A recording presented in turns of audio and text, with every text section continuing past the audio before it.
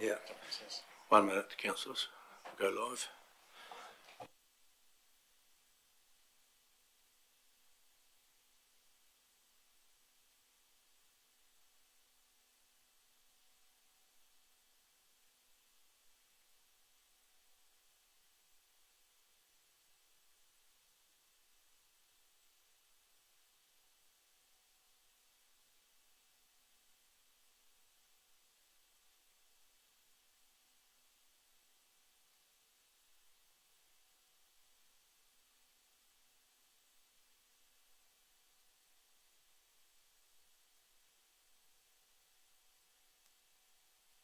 Okay, we're just firing up the system, everyone.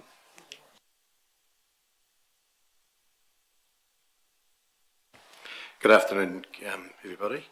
Welcome to the council meeting on Wednesday, the 20th of November. Welcome the councillors, the staff, the media, and all those at home who are listening in. I'll call for apologies, and everyone is here. I may just be an apology for early departure. I may have to leave early just depending on how the meeting procedure goes. So we'll go to extraordinary business. Any items of extraordinary business? I know of none. No. Expressions of declarations of interest. Councillor Ellis. Thank you. Item 20 in public excluded, I will be withdrawing from. Thank you. Noted that. And we'll now move on to the public forum, and we'll welcome Mark Douglas, Basketball Mid Canterbury. Come forward, Mark, and push the button on the right-hand side. And the floor is yours for up to 5 minutes. Tell us what you would like to tell us, and then the councillors may ask some questions. Thanks, Neil. G'day, team. Hope everyone's well. Just going to talk briefly about EA networks and just a couple of things that we think is, from Basketball Mid Canterbury's point of view, that may need a shorter-term upgrade instead of being on the 3-year plan. We'd like to see new scoreboards brought forward into the short-term plan. I've just got a couple of notes to read to. As well as 3 large successful tournaments, we recently smashed attendance for numbers at EA Network Centre.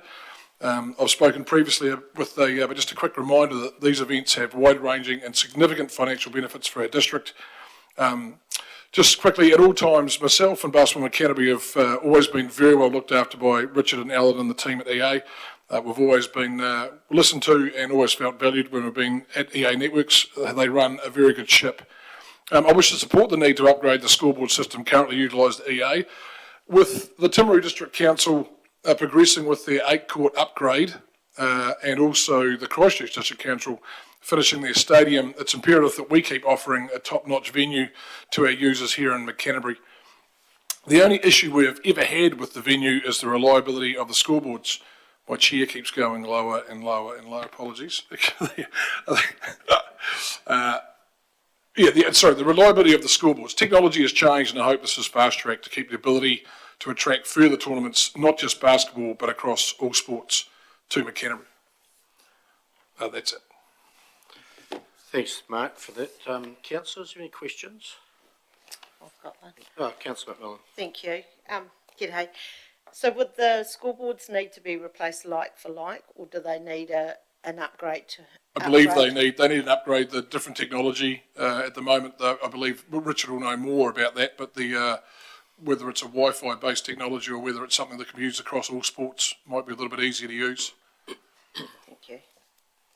Just a question for myself. If we did replace them, and there's the boards that are there now at EA Networks, some of them still work. Yes. Would you, or could you, or would they be good to shift to or put in storage for the basketball stadium on Oxford Street? Yes. As backups? Are they the same type? Yes, we currently utilise one of the old systems down at, it's hardwired in down at Oxford Street. Yep. But yes, there would be you should be able to move those onto other stadiums that are just starting out as well. So we wouldn't scrap them as well? No. Yep. Thank you. Further questions, councillors? No, we're going to discuss that. It's an item on the agenda here today, so we'll make a decision on that. Cool. So you're more than welcome to stay and listen to that if you like, or it's online, listen to it live or later on. So awesome. Yeah, we'll make a decision today. Thanks, team. Cool. I'm stuck on the ground. Next item on the agenda is the confirmation of the minutes. and discuss whether these minutes are correct or not. Page 3. Page 4. Councillor Brown. Yes, thank you, Mr. Mayor. The last time we talked to the meeting before, basically we were looking at point 7, council-funded roading, and it was a show of hands. I understand it was 5 to 4, because there were 4 people against it. And 4 was Liz, Carolyn, Russell and myself. So someone is missed up. Do you understand it was 5-4? That should be 5-4. Yep. That actually resonates with me from my memory as well, I have to say. Thank you.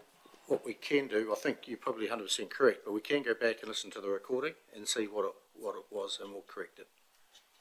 Oh, no, we're seeing it needs to be changed. Thank you, Councillor Brown. Any other alteration additions? Page 4, 5, page 6, 7. So I'd like to move that we receive these minutes. Councillor Brown, Councillor McMillan. All those in favour, please say aye. Carried. Next item is the receipt of the Audit and Risk Committee. Mr. Mayor, Yeah. can I ask a question on the minutes? Okay. Is that the right time to do It's that not now? being addressed later in the meeting, yes? No, it's Okay. not. Question? Yeah. With regards to item 7, following on from Lane's question, we're going to, the council to be budgeted a share of the reduced subsidised budget of $2.458 million on 50 kilometres of resealing. Do we know where those roads are, please? Mr. And how, am I asking, and how have they been selected? Okay, Mr. McKen. Through the chair, yes, the team have worked on which roads they can get sealing done as soon as possible in the timeframe that we have. They've come up with a program, and it's just being finalised and will be on our website, identifying which of the roads they'll be, and we'll monitor that and make sure that we can get as close to 50 kilometres done. And my second part of my question was, how have they been selected, please? It's the ones that don't require pre-seal work. So we have a priority of the ones that are worse off, and we start with those and work our way through those. Where they can just do with a seal, where there's just slight cracking and there isn't opening up of the surface where they'll require a significant amount of pre-seal. So it's not the worst off ones. It's the ones that can not the worst off ones. It's the ones that can be done. Is it? It's the ones that need the sealing more than others. Okay, to so it's the prevent worst water from roads have ingress. been selected. Yep. Is that right? Yes, they've been selected accordingly to the need of being sealed before the cracks open up and water gets into them and causes potholes. Sure. And I have one more question, please, not on that topic. We had Jolene Laxton and Richard Wilson spoke about the impact of the road closures on the CBD, and we're generating a report. Do we have an ETA for that report? Hamish? It's to refer to Mr. Hyde, who is going to be the author for that, but we said it would take a month. A month, okay. And so I'm not sure whether that's on track or not. Through the chair, as we sit here, the report has been drafted, so we're intending to have it to the next council meeting. That's the plan at the moment. Thank you. Great, thank you. Thank you. So move on to Audit and Risk receipt of the minutes, page 8. So I'd like to move that we receive those minutes. Councillor Ellis, Councillor Cameron, all in favour, please say aye. Carried. Any discussion on those minutes? If not, we'll move over to item number 6 on page 10, Stockwater Transition Working Group, and we'll receive the minutes of that meeting. If we could have a mover and a seconder. Councillor Wilson, Councillor Lovett, all in favour, please say aye. Carried. Any discussion on those minutes? Councillor Ellis. Just, there's a comment there from the Chief Executive that workload pressure may upset the timeline we council put in place for that project, and I'm just wondering if maybe the Chief Executive could share an explanation with us on that one. Certainly, it was more in and around caution to the volume of work that is sitting with the key people working on the exit from Stockwater. The biggest part of our capital works program sits with the same key people, and of course the transition to local water done well, in as far as it involves the asset and infrastructure, sits with the same people.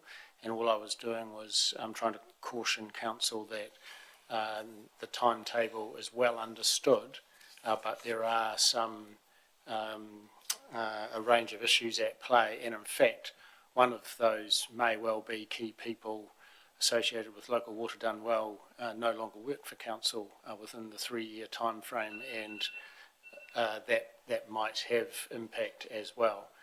So we have taken some steps to address that by moving to recruit or secure some senior experienced water resource into that team, and that process is going well, which is very, very pleasing. So we are doing everything we can to mitigate against slippage of time, but there are some key people with significant workloads in some key areas around water that are impacting on each other to a degree. Further questions? We'll move on to the next item, business number 7, EA Network Centre scoreboard project timing. Welcome, Richard Allen. Anything further you wish to add to the report? It's not there. Thank you. No, nothing further to add to the report other than to highlight that the report is centred primarily around the timing of this project, year 1 versus year 2 of the LTP. Yep, understand that. That's good. Councillors, any questions? Councillor Ellis. Thank you. Sounds a strange question, but just what year did we have the sand court area in? Was that year 2 or? Through the chair, it was actually in the previous financial year, and it is part of a carry forward into this financial year for the sand court. So that is due to be completed within this financial year that we're currently in. I was just wondering if we could swap the two over and then there's no implications as such, but.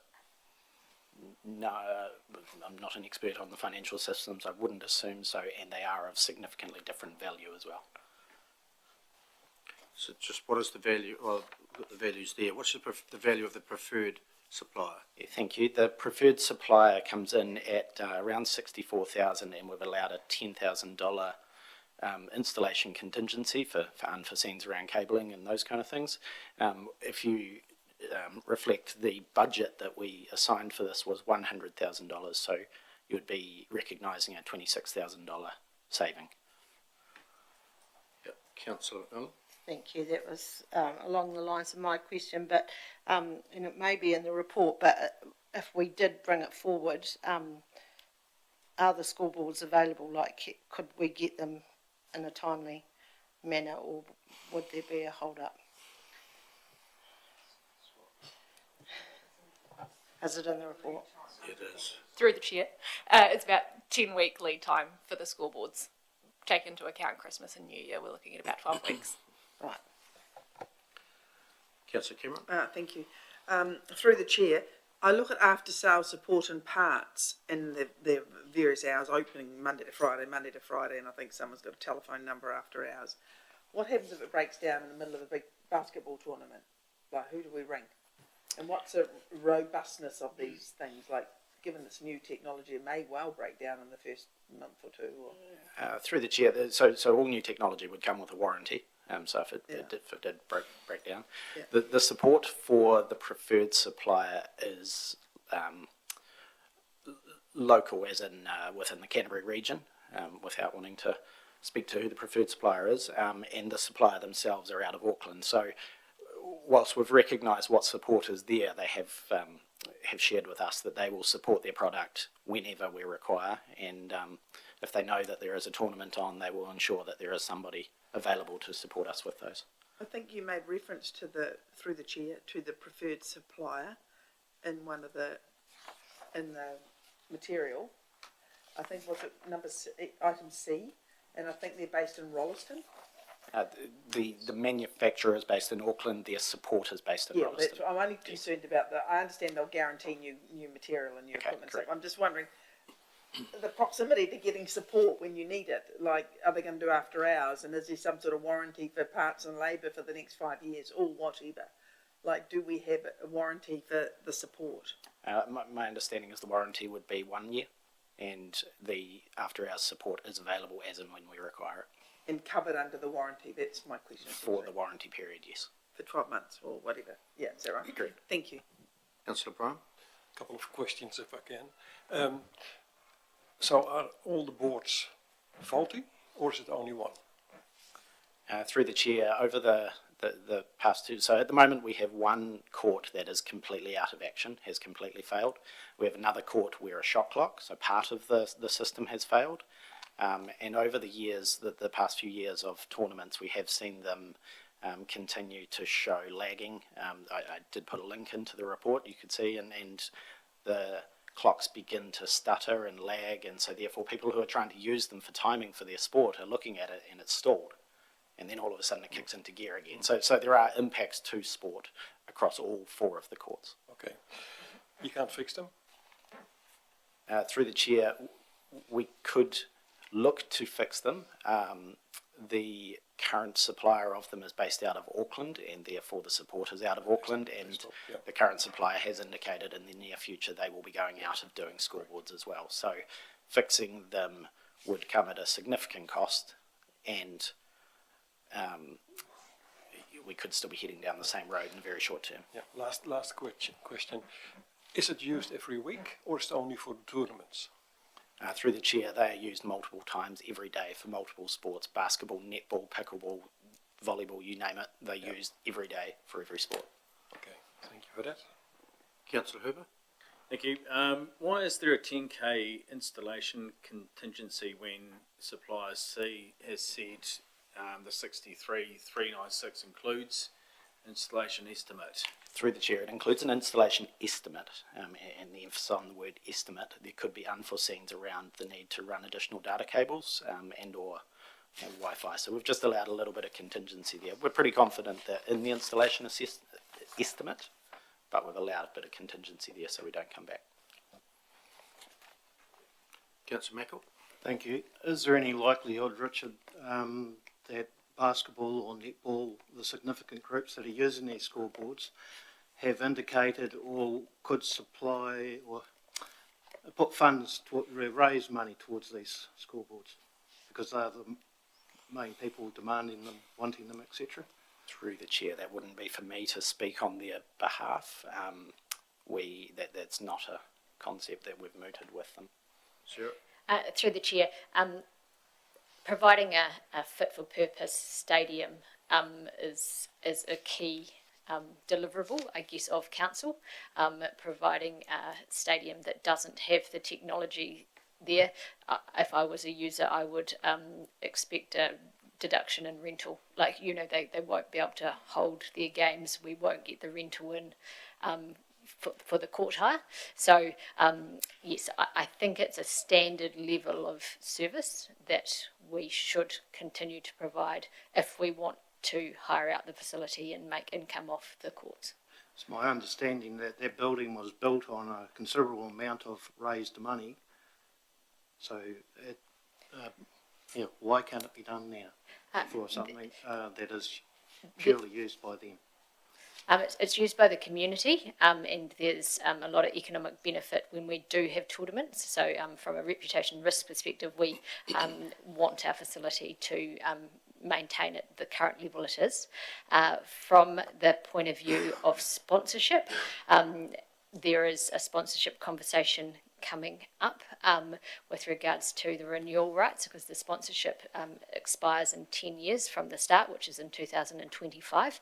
At that point, we may get funding for the different items named around the building, so that could offset these costs, but delaying this project now is what we're not wanting to do. So we're wanting this project to come forward so that our level of service to the community, to the sporting groups, can be as soon as practicable, as opposed to waiting until 1 July 2025. Understand that, but not all our ratepayers are users of it, and we're demanding money off our ratepayers. Councillor, there's a question in there, because I think you started to debate. Just a quick couple of questions for myself. The sandpit budget, how much was that? Through the chair, 30,000 for the sand court is the allocated budget. Yeah. And you've made some savings in the new road you're doing. It's coming in under budget.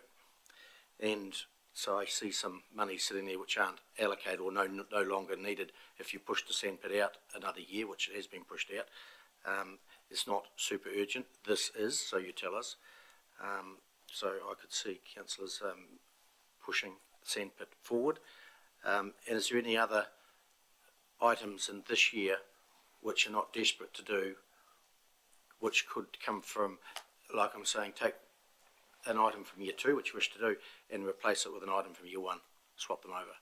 With I'm looking at no additional monies to be spent that are unbudgeted, is where I'm coming from. Most of our capital projects are committed with regards to the internal changes down there, the driveway. There will be underspend. We're confident between those projects that there will be some. This is planned to come from accumulated depreciation. And so if there's an underspend in projects, including this one, we just won't be taking out the debt level to offset those capital projects. So, yeah, it's the intention is to I guess deliver the projects that we've committed to. Pushing out the sand court could happen as a carry forward. So I guess it's just council's commitment that it would then happen the following years. Yeah. So in the report it's saying it's at 7.4k to bring this project forward from the depreciation area. So. Yeah, where am I going with this? Sorry. You can do that out of existing budgets, you say? Yes. So by us moving this project forward from year 2 to year 1, the actual cost is having the depreciation expense brought forward 1 year. Because we only charge depreciation at the end of the financial year. So the end of the financial year will be the end of this financial year as opposed to the end of the following year 2's financial year. So that amounts to about 10% finance have advised of us of the project. So if it came in at 64,000, which is the estimate less the contingency, then the unbudgeted expenditure will be $6,400 unbudgeted, which as officers we believe we can absorb, and if it was the full 10k contingency it would be 7.4k. So that's the only additional amount in terms of operational expenditure due to depreciation. Yep. Because we're bringing it forward. Thanks for that clarification. Councillor Brown? Just one question. Richard, how much money will come in to the district with the tournament? Do you have any ideas or not? Through the chair, the direct income to the centre for the 3 tournaments last year was around $21,000. $21,000. That was the direct income to the EA Network Centre. As Mark spoke to earlier, there is the wider economic benefit around those tournaments, but those 3 Basketball New Zealand tournaments brought $21,000 of direct revenue to the centre. Thank you. So we have Councillor Cameron. Just quickly, what's the expected life of the scoreboards? Through the chair, we would be expecting another 7 to 10 years at least out of them. Appreciate them over 10 years, do you? Or? Okay.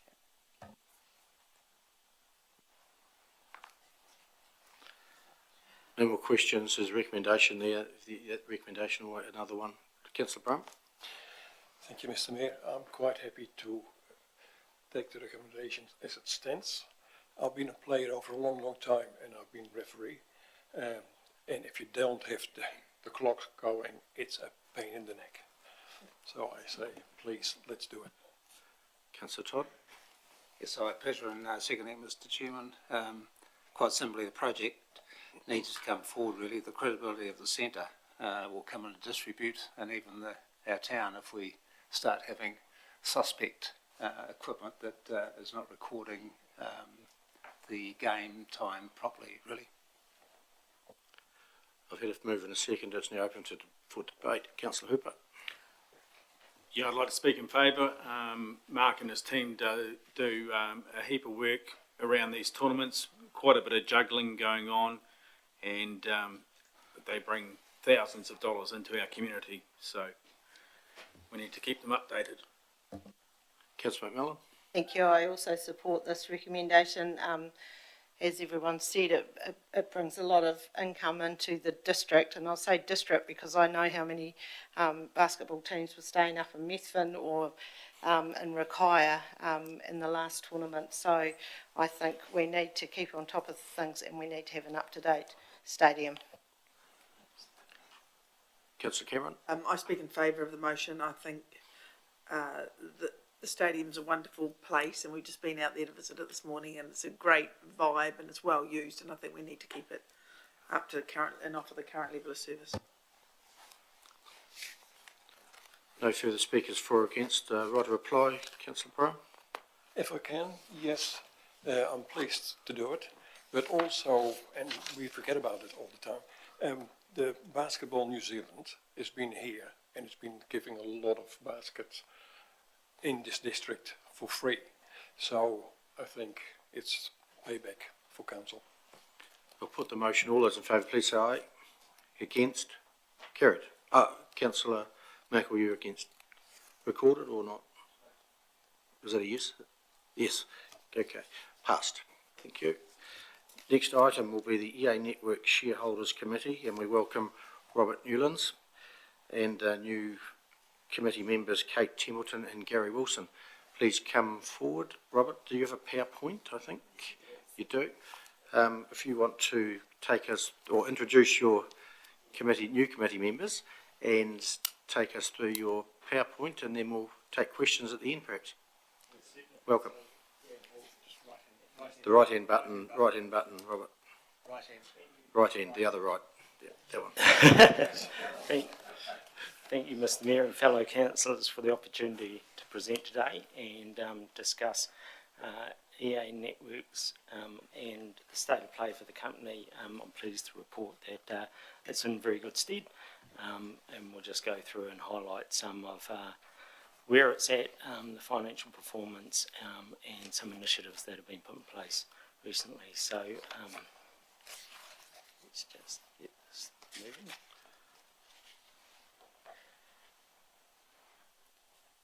Just right click perhaps. Here we go. Yep. So just to give you a bit of insight, EA is a co-op company. It's owned by the shareholders, with 5% of the shares owned by the community, and in the way of rebate shares, and the rest is 95% owned by the council. We employ 130 people. It's got net assets of 325 million and regulated revenue of 48.5 million and 21,000 connections. EA is a heavily regulated environment, monitored by the Commerce Commission and also the electricity authorities, which will give you a bit of insight throughout this presentation, but it's something that the company lives and breathes. It is forced to do that and happy to, and has the culture in place and the ethos to ensure that they abide by those regulations. So this is the makeup. So as we said, there's the customer shareholders being 5%, which is the community, and the Ashburton District Council. I chair the Shareholder Committee, and which is made up of 7 members. 3 of those are council appointed, and I'm very pleased to say that the recent selection appointed some very good applicants, in candidates being both Gary and Kate, who joined us today. So they're new to the job, so just work with us as we work through this presentation. But we are very pleased to be able to have the opportunity to report back to the council. It's something that we see as very important going forward, and something that perhaps we could improve on as a shareholding committee. So thank you again for the opportunity. We've also got 4, which I'm one of them, community appointed shareholding committee members. In addition, the other council appointed member is David Warden. Unfortunately, David's absent because he's on leave. We've got a very strong board, and that's predominantly the responsibility of the shareholding committee to appoint the board. The board's chaired by Andrew Barrhill, very competent professional director and chair, and supported by another 5 members. Up until this point, there's a requirement for 4 of the board to be local appointees. There was a change this year in the constitution that allowed us to have up to 3 external. So that allows us to bring in additional skill sets as we see are required from time to time. But fortunately, we've got a very strong board who are performing very well, so we're pleased with that. This year, and there was a bit of a brief that was circulated, and I'm sure some of you have met Ono. Ono started as the CEO of EA in March this year, and is a pleasure to have as part of the team. He's got a vast experience in civil and contracting. He's worked in North Power, City Care, and other various roles. So it's a pleasure to have Ono leading the team. But the company's just been through a pretty rigorous exercise of strategic planning, and one of the things that's come out of that is to identify the purpose, and that is enabling our region, delivering customer value, and being a custodian of the community assets, which is very important to EA. I think you'd all agree that we're very fortunate in this community with the state of our assets as far as EA goes, and the undergrounding work and the substation work that has been done in the last 20 odd years has put it at the forefront of the industry, so very fortunate in that regard. I'm going to pass on now to Gary, and Gary's going to give us a bit of an insight into the financial performance. So, You just hit the red button now. Yep. Cool. Hi. So, as you can see, the regulatory settings that drive EA basically are one of the reasons why the after-tax profit's gone down quite substantially. The transmission costs, as you know, have increased from $5 to $11 million, but the consumer discount that all of the suppliers receive has been maintained at $3 million each year.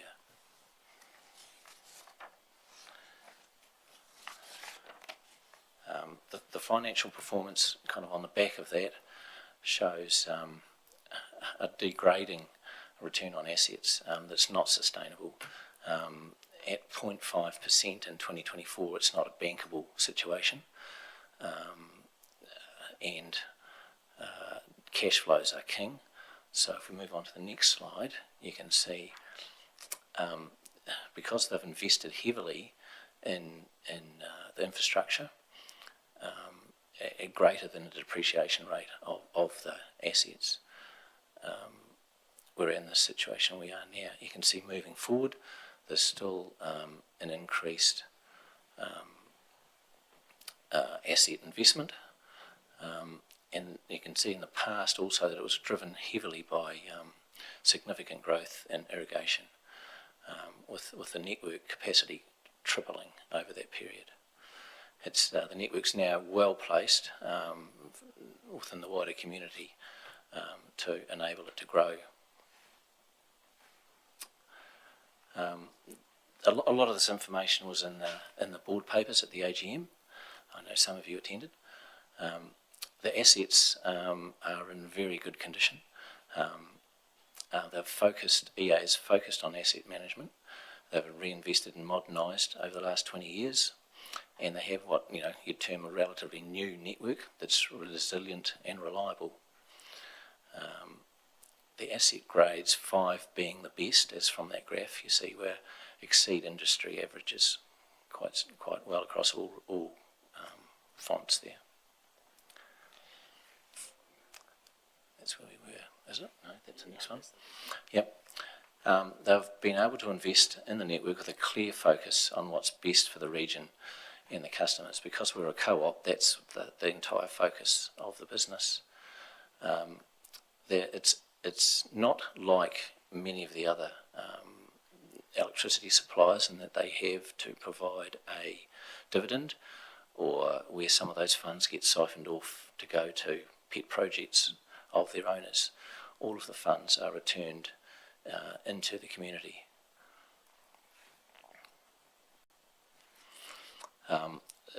One of the key performance attributes is the average unplanned power outage times.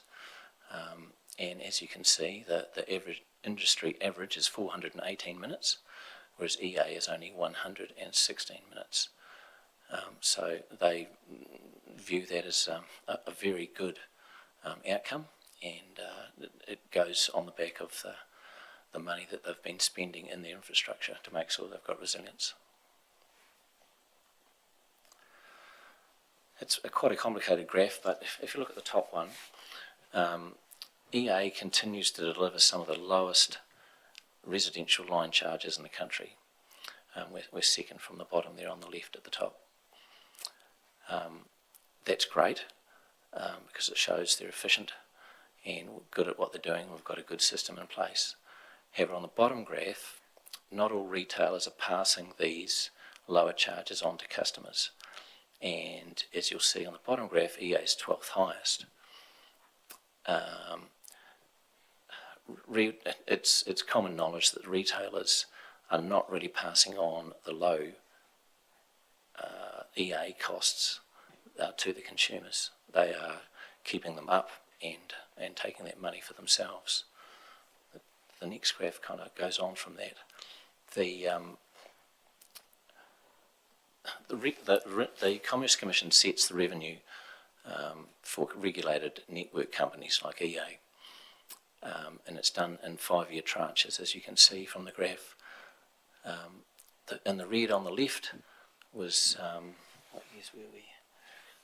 6 to 20. Interest rates were coming down.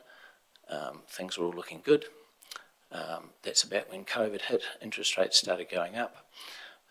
Costs started going through the roof, and revenues have gone down in that period.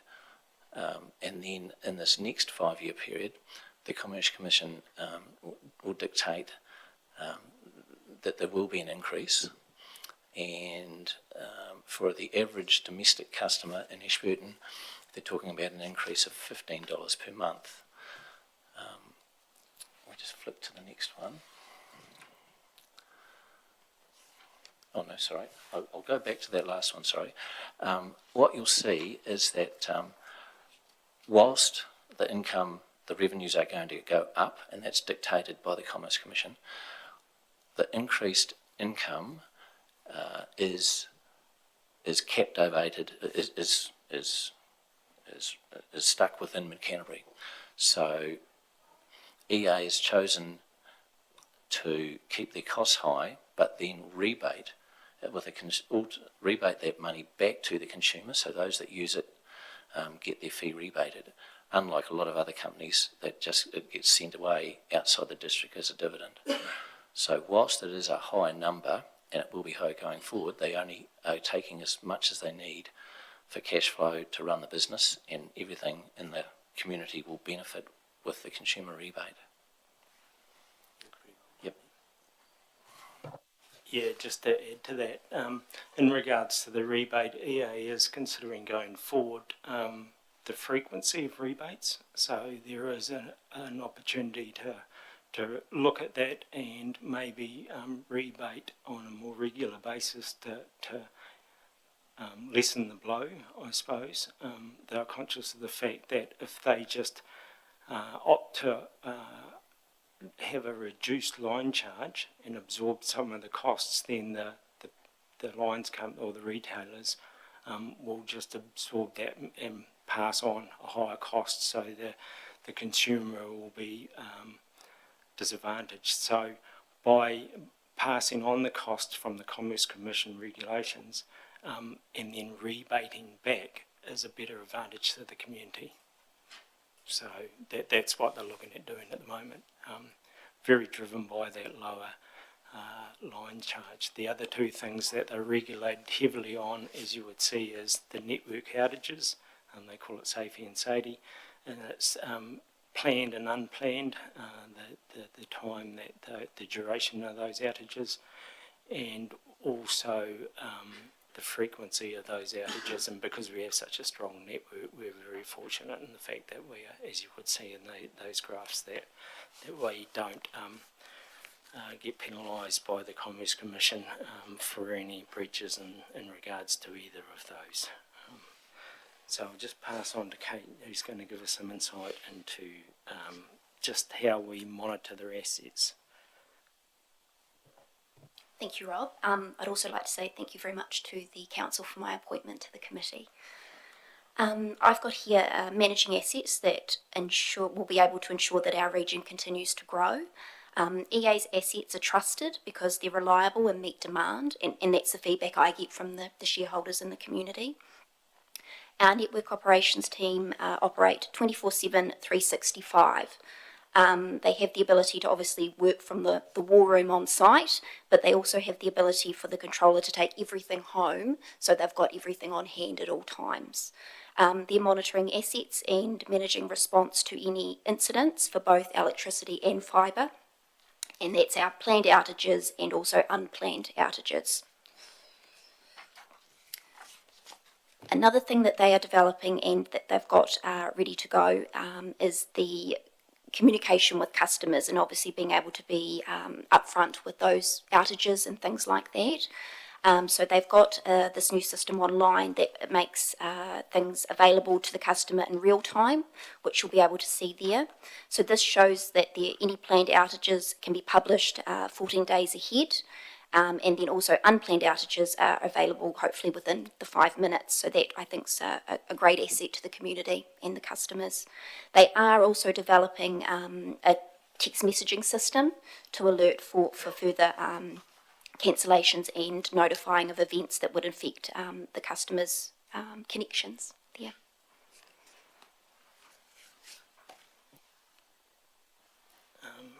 So I'd just like to talk about the water opportunity that's been presented to EA and the consideration from the council as to the way forward. We see that that's a very good opportunity for both the community and the business and the council. There's really strong synergies between the two major asset groups, being power and water, and the control of that. We're probably in, as I alluded to before, with the appointment of Ono and a strong board, we're in a very good position to be able to monitor and maintain the additional assets if the council allows that to. Yep. EA's, as we talked about, EA's core business is managing regulated networks, and with the onset of the new regulations by the government, we see it as in a prime position to be able to work within that upcoming regulated environment for water. It's also the way it's monitoring its assets and looking after them, and also the opportunity to be able to do it in such a way that it's very economic for the community and the council and all the stakeholders, because it's not an additional cost as such. We already have an existing board, we have the existing infrastructure to be able to manage and maintain those assets going forward. So we see a real strong opportunity to partner with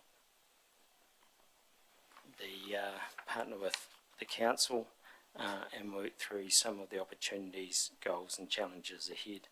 And I'd just like to open up for any questions that anybody might have, any of the councillors might have. Thanks, team, for your very good presentation, good overview of the company, and also branching into water and what we need to be doing as well for delivering our local water services delivery plan, which we have to have done by September next year, which you'll be a part of because we've initiated those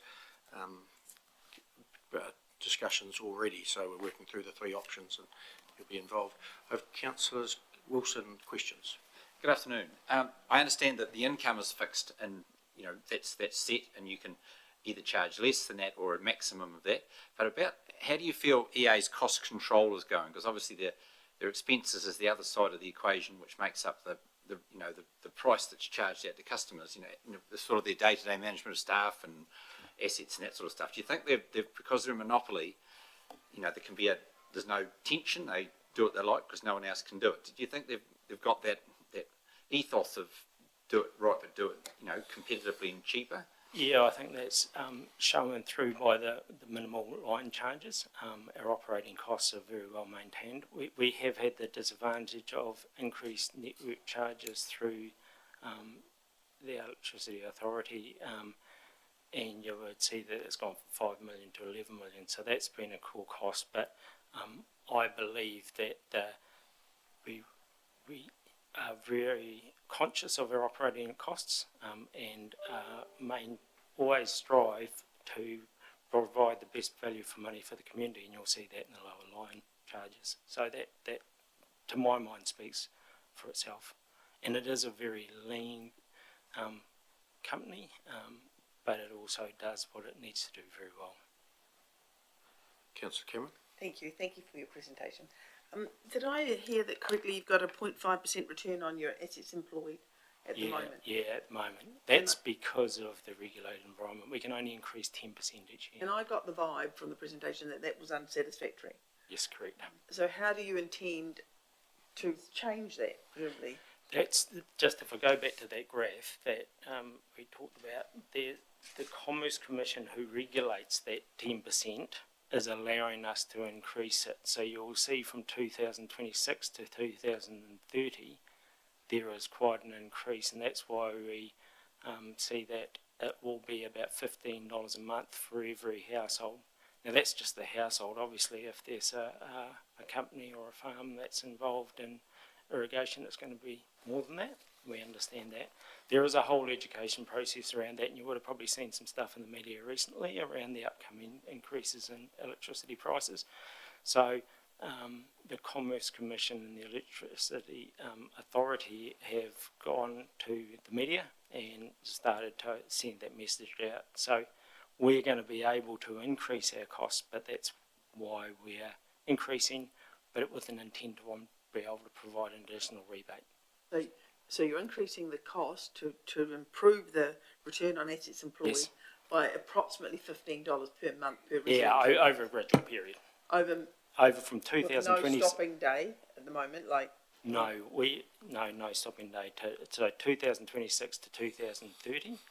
That's what's been released at the stage by the Commerce Commission that allows us to increase. So it's at $180 a year. Yeah.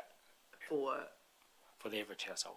For 5 years or 6 years minimum. Yep, but over a gradual period. Yeah. So that black line that you see, that equates to the $15. So we're really saying that between 2028 and 2029, we're going to hit that. So it's a gradual process over the 5-year period. And as a board, what do you think is a good return, or what would you like to see as a return on your assets employed? To get back to where we were, and that's a good point. So we were at around about 6 to 7% return on assets. So that's a pretty healthy return on investment. It is a healthy return, but bear in mind we've got to also repay that. Out of that comes the $3 million that we have to, and we are anticipating, or the company's anticipating, not us because we're only the shareholding committee, but the board is anticipating that that return to shareholders will be increased substantially to counteract that concern or risk of the retailers not passing on or Okay, not and that passing would on be the discount. communicated to the end user in due course? Yeah. Okay. It's our responsibility, both from EA and from the Shareholder Committee, to ensure that there's good publicity around how that process works.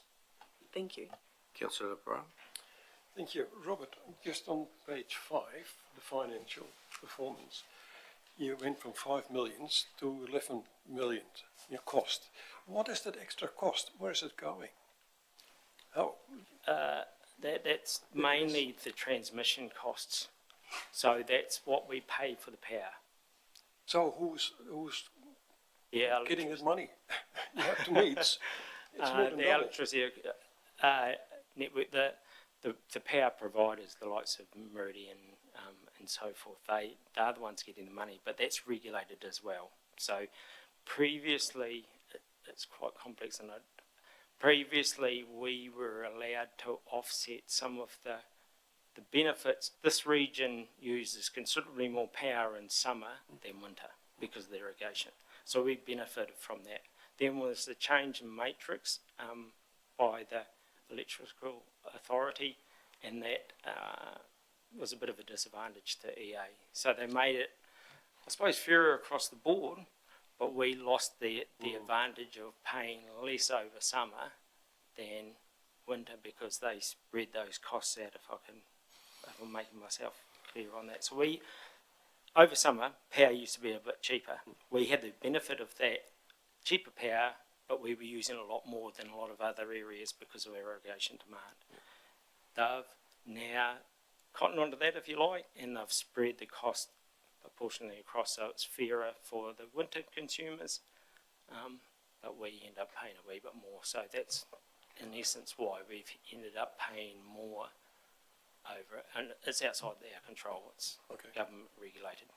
I hope that answers your question. It's quite confusing, but I think that's... Councillor Lovett. You're talking about text messaging. Yes. Is that widely known? Because this is the first I've heard about it. Yeah, no, sorry, that's just coming out now. So the screen to inform the consumers of an outage, you can go online, and we've only started to do that this year. That's been an initiative. The next stage is text messaging, so that's just about to launch soon. So and you can register with EA through an app that'll allow you to be notified if there was an outage. Oh, that would be good for us on the farming community, Yes. because when the power goes out, you never know who you should be ringing, your supplier or you guys that fix it on the ground, and yeah. I think the until that happens, if there is an outage, I think the company's response to that is to ring EA, ring your local, because we've got a better idea of what's going on. We've got the control room, we're across it. Try to have any outages live on the website within 5 minutes, so people know what's going on. That doesn't always happen, but that's the measurement we're aiming for, or the company's aiming for. But also to send a text out, because if power goes down, not everybody's got access to a computer. We understand that, so hopefully getting a text would be more user-friendly as well. The other question I had about fibre, are you still rolling that out around the districts, or has that come to an end, just linking up the stations? The company is maintaining the existing fibre network, and it is looking at future possibilities, but it has cut back since Chorus was compared to that wasn't foreseen. But they are slowly releasing some additional areas, but it's uneconomic in some areas to do that when you're competing against Chorus, who are already doing it. Just a quick question for me on that fibre. Is that an opportunity for EA to on-sell fibre to another provider, like who you might have mentioned? Could be. There hasn't been a demand that I'm aware of, or a request. When they first went into fibre, there wasn't Chorus, and the government didn't allow that, so that was the motivation for EA to get into fibre, and hence the fact that they thought and they believe that they operate networks and infrastructure very well, so that was the motivation to get into fibre. but then with chorus coming on board, and there wasn't the incentives by the government at that stage, so that's what's held them back. So what we probably don't want to see as a community is two fibre lines heading side by side. No, I don't believe that's economic for EA to do that, but they will maintain their existing. It may not be EA, it might be the other provider, put one beside, but they could work together, but something that board can look at, no doubt. Councillor Todd. Thank you. Thank you, Robert, for your presentation. I was interested in, on page 11, just your comments. Not all retailers are passing on the low charges, which probably, to me, is not in the spirit of what you're trying to achieve there. Do you have any sort of comeback on those retailers that aren't embracing your lower cost regime, you could say, and passing those benefits on? Yes. So can you do anything about it? We can, and we have. If you can recall back a couple of years, we've had a marketing campaign where Roger Sutton at the time, who was the CEO, was heavily involved with, was just an education process and through the local medium to advise people to just compare electricity prices and create some competition within the local market, because there were some retailers that had been in place for a considerable amount of time that were, for want of a better word, extraordinary. That certainly their older demographic stuck with this particular retailer, and they were paying probably 15 to 20% more than other retailers. So that's an educational process that we went through and we continue to go through, is to just inform the consumer that they have options. So that's as much as we can do, really. Oh, yeah. So it's only, what, one or two retailers, is it? Like, what percentage would not be passing it on? I don't know the exact detail, but from what we can see, the majority don't pass the lower rates on. There's a big difference between the line charges in Canterbury and the retailer rates, more so than any other area, from what we can see, and that graph sort of alludes to that. So you can't charge them more than pass it on a rebate back to the consumer? That's virtually what the company intends to do. When it's required by the Commerce Commission, or has the ability to charge more, it will charge more, but pass on the rebates back to the consumer to ensure that the consumer continues to get the benefits of the efficiencies of EA. Final question for myself is the regulation from the Commerce Commission is quite expensive. Do you know what that cost is per annum? No, I don't, but I'll come back to you on that. I'll send some detail on that. Okay. Yep, good. No further questions, so thanks very much for coming in. Thank you, Kate and Gary, all the best for the two newbies. I'm sure you'll pick it up and quickly and add value to the Shareholders Committee. And also, Robert, thanks for all the work you do as well. Thank you, and thank you for the opportunity. Yeah, and we'll probably see you in 6 months' time or so. Yeah, for another update. It'll be great. Yep. Thank you. Thank you.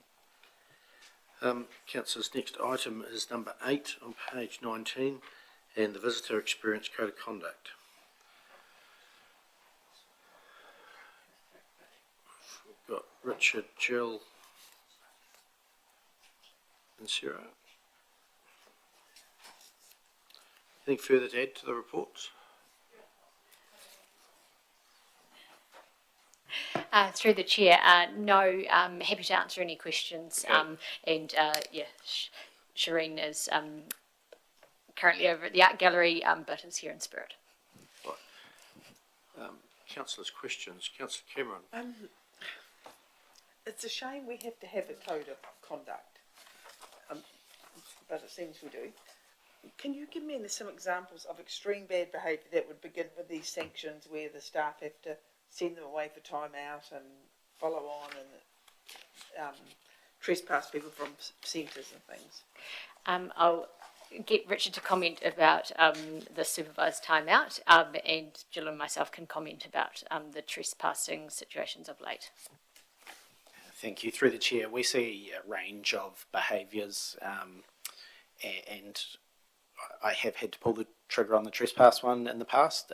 We see inappropriate behaviour from time to time from people. And we often see the young person behaviour. So we use a range of measures where Sarah alluded to. We may do a supervised sit out. Someone may sit on the side of the pool for 5 minutes and their behaviour improves, they come back in. We may give them kind of a 3-strike process, a warn, a sit out, and then your behaviour hasn't improved, goodbye, we'll see you another day. And then if the behaviour gets more and more extreme, we, as the Code of Conduct alludes to, can pull those other levers if need be. So can I ask a question? So through the chair, you're referring to children essentially throwing the ball at some child in the swimming pool or something, or something like that? Or? Generally, those behaviours are managed well and truly in-house. It's when the behaviour becomes more inappropriate, or could be abusive towards our staff, or could be violent or disruptive to other people, and I wouldn't now, but I could give you a whole range. Okay, when I look on page 26, it's got here, staff will decide if a given situation is inappropriate. How are you planning to maintain consistency between that when that decision making is undertaken? I can speak to the centre. Our staff have a range of examples that they're given through training of different behaviours that might be deemed as disruptive or therefore inappropriate or violent, or etc. And our lifeguard team in particular, because they're the ones who predominantly manage that, are given the measures that they can apply to that, as well as the support and escalation. So if it goes past a lifeguard, they have senior lifeguards, and then up into the management to be able to support those situations as well. With regards to trespass, that's a delegated authority to certain position holders. So it is that at the higher end of the sanction, there's strict rules of people who can and who cannot, and the threshold is high in terms of the behaviour that needs to be exhibited for us to do that. It can include anything from willful damage of equipment. For example, we had something recently like computer damaged within the library, or it could be a altercation between two parties that then threatens staff, or a serious altercation between two parties. So it's not taken lightly, but what we don't want to do is have a situation where the behaviour isn't serious enough to be trespassed, but there's nothing that we do in the middle, so we're almost condoning that middle ground behaviour. We want to be able to deal with the middle ground behaviour then and there, so that it's not accepted, so that it doesn't impact other customers negatively, or they get the wrong impression of our facilities because we're tolerating the middle ground behaviour. So that's the key point, and along with our commitment to make our facilities as safe and as enjoyable as possible for everyone. So that's the intention behind this. Councillor Miller. Thank you. Through the chair, I just have a couple of questions on the document. So I'm on page 27, and just looking at J, the consumption of alcohol. So I'm guessing that if there are events that people serve alcohol, and I'm thinking of this building here, but also the Art Gallery Museum, that they would have regular events where there was alcohol. So would, in those instances, always have to go back to the CE? Yeah. So there aren't regular events where alcohol is served, other than when we merged the museum with the art gallery. Yeah. And the art gallery, as an external party, had a custom of enjoying openings of exhibitions or whatever with a drink and a sarnie, and that we wanted that to continue. We wanted to penalise art galleries simply because they came in-house, but generally speaking we have a very high threshold to serving alcohol in these buildings at council functions, but occasionally we might, and they're worthy of an exception that has to come through the Chief Executive. Thank you. And other question, if that's okay, is on page 28, and just the line there about requesting signatures on a petition, and I'm just thinking about the petition that was downstairs in the library for a couple of weeks that the Mayor signed, and then I think there was a huge amount of people signed it. So are you saying that in future you would not allow petitions like that, they'd have to be outside, or how would that work? That was a council endorsed petition, so that is acceptable, and this would not stop that. What we're not wanting is an external party setting up camp within a facility and then, I guess, trying to promote their position and disrupting another customer's experience, saying, please sign this, please sign this, please sign this. That's not what our facilities are for. We want people to come in here and enjoy them without feeling like, they've either got to buy something, donate something, or, sign their signature to a particular cause. Yeah, I think the key words there are no unsolicited petitions. Yeah.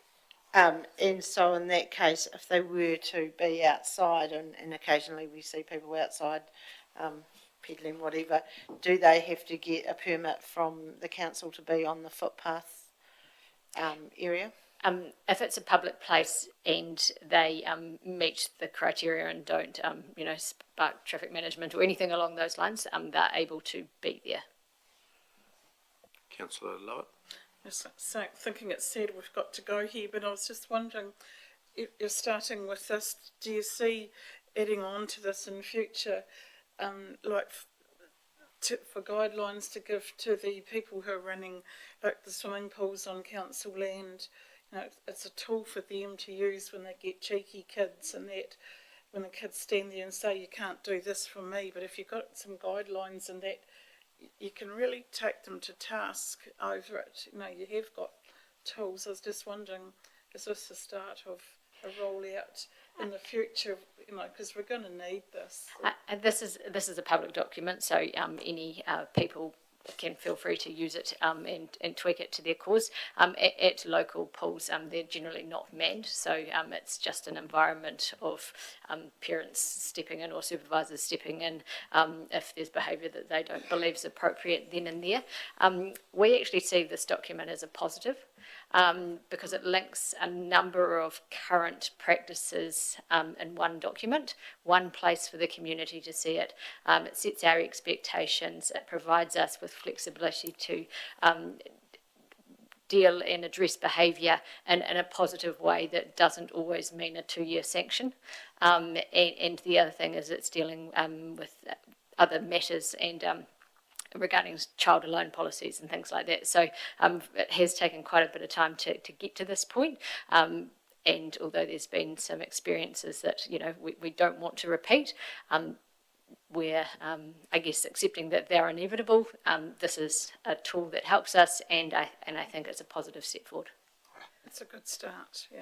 Councillor Todd. Thank you.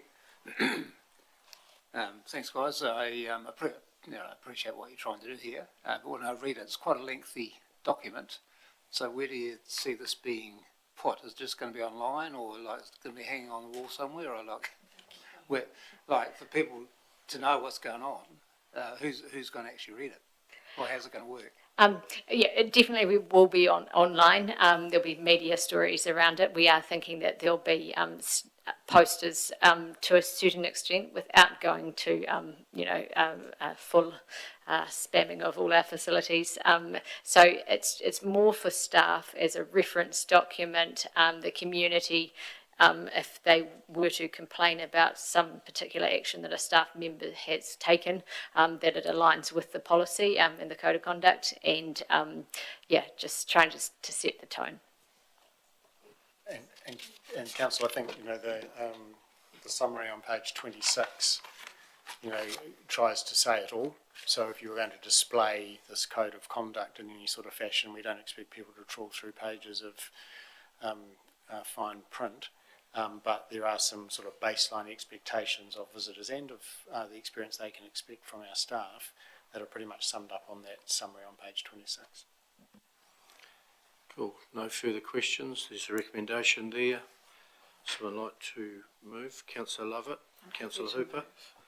Thanks, team. Open for debate. So we have a code of conduct for councillors. But because you're so well behaved, we don't need to use it. True story so far. And the same, hopefully this is a document that is out there to be used, and hopefully doesn't, sets the rules, and hopefully doesn't have to be used, but if it needs to, it's there. So I'll be supporting the motion. Any further speakers for or against? Not, I'll put the Councillor Mickle.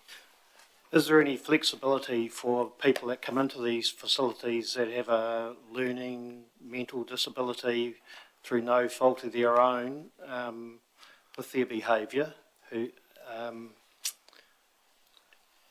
Is there a one-stop rule for all this, or would those sorts of people have benefits of a flexibility within this? There were questions, so Yes. I'll leave to ask the Chief Executive to answer that. There are some bottom lines where behaviour is poor enough that it needs to be sanctioned regardless of the circumstances. But to your general point, yes, we would hope to administer the policy with due care and kindness to the situation that is confronting the staff. So the judgment call that might be needed in the circumstances you described can be fairly exercised.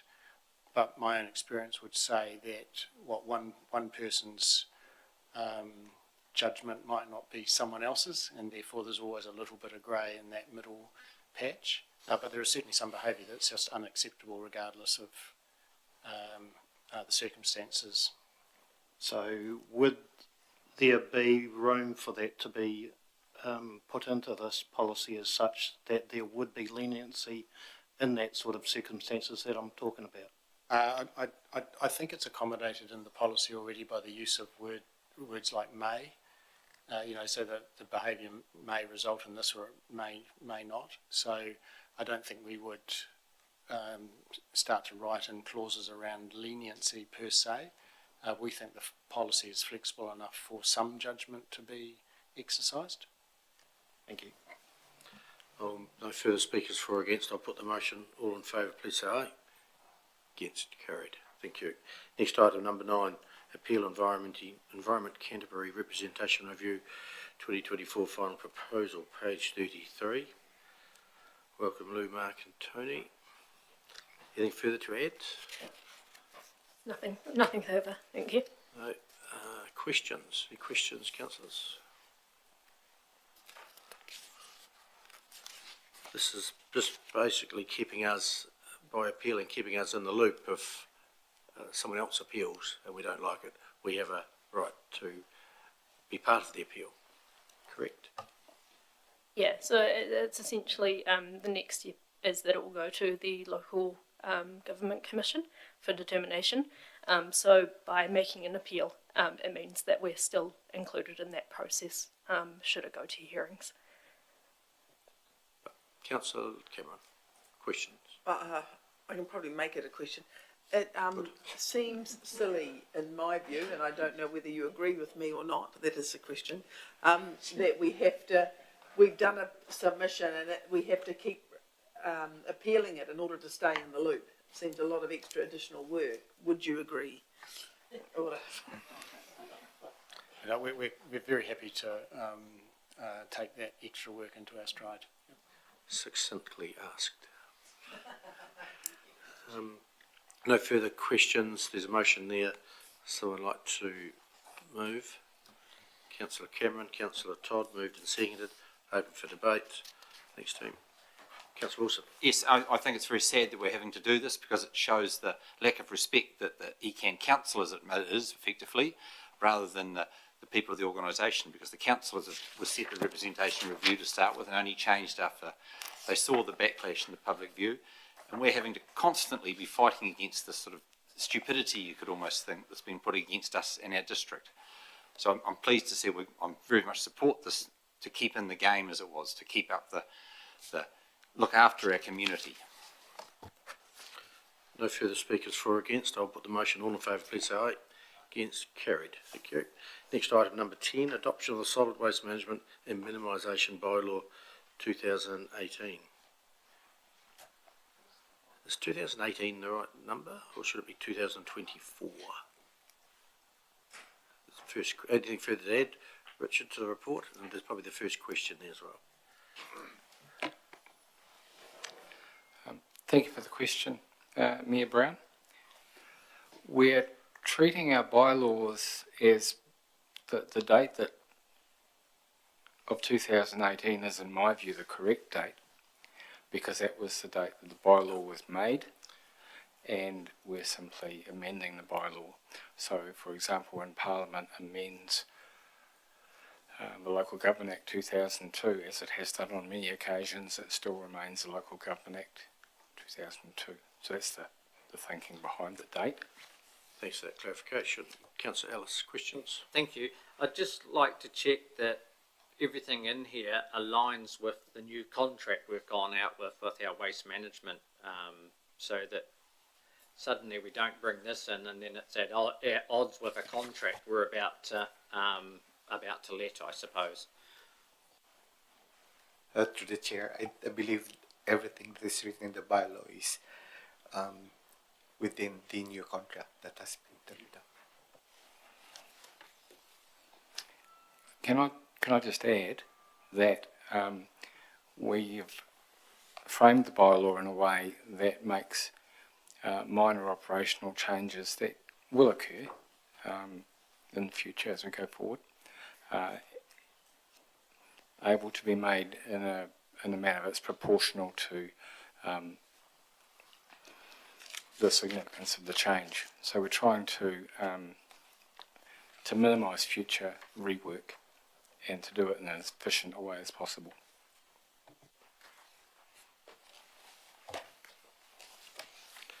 No further questions. There's a recommendation there. 1 and 2, take them both together if you wish. Councillor Lovett, are you wishing to move? I've just got a quick question. Okay, take the question. Like with all our bins now, and what can go in them and what can't go in them, this is just to make sure this is all getting standardised for what's happening right through the country. That's correct.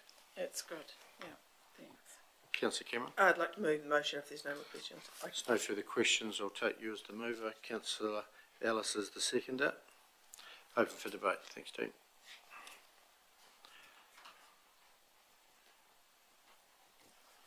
No speakers for or against. I'll put the motion. All those in favour, please say aye. Against? Carried. Thank you.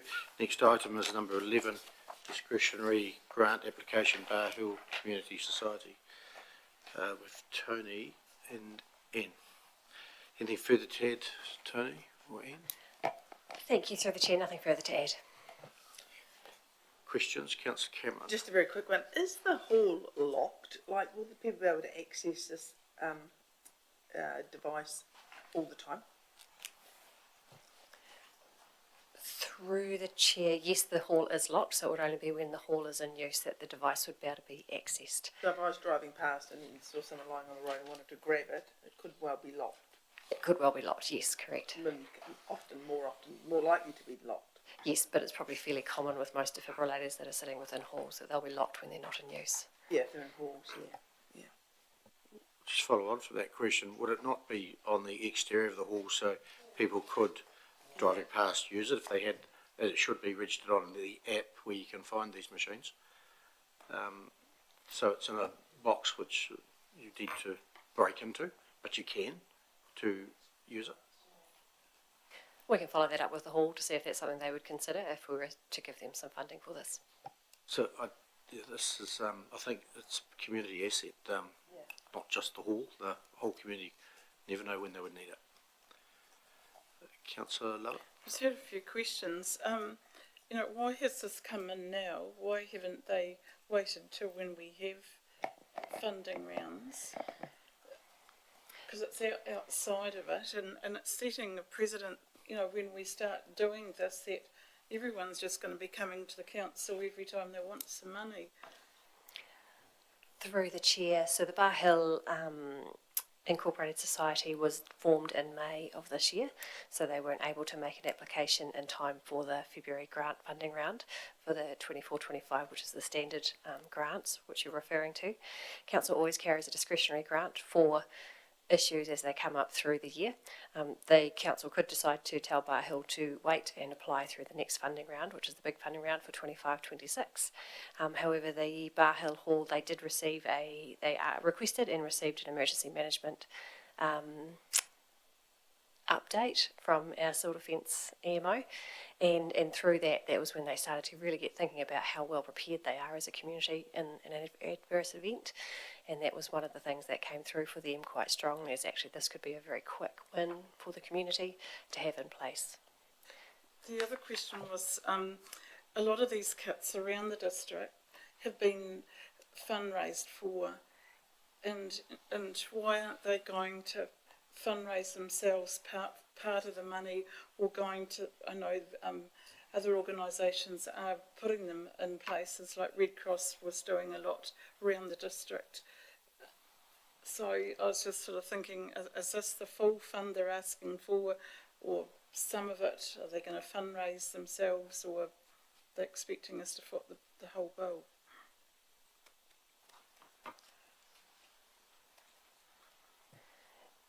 Through the chair, so this is the total cost that they have sought council funding for. As I said earlier, with them being a relatively new incorporated society, they're just starting to find their feet and get themselves up and running. To date, we've had several meetings with them, and they've been a very productive and committed group to work for. I don't doubt their intention to fundraise into the future, but they're still grappling with understanding what assets they have under their control, where council fits into that picture, and they do a lot of voluntary service, as most of our community groups do out in the community, that if they walked away, it would be a much greater cost to us as a council. Councillor, you could change the recommendation to move that forward if you wished. Yes, okay. Councillor Cameron. I fully support this, of course, but I am interested in the background point too. Having an AED machine stationed in the hall will access the chances of saving the life of someone experiencing a medical emergency in the Barrhill settlement or surrounding area. Well, it probably won't unless they're actually in the hall. So I'm not sure that that statement is correct. If we can't have it, as per the mayor's, outside or somewhere where people, that's quite an isolated community, and I think that this would be a great, addition to their assets, if you like. But I don't see how having it in the hall is going to be useful if the hall's locked. There's inevitably be a lock when you need it. It's a shame we just can't have it somewhere where people can grab it if they need it. As I said, you could change the recommendation if you want. Yeah. Yeah. We'll take the questions first. Councillor Ellis. Thank you.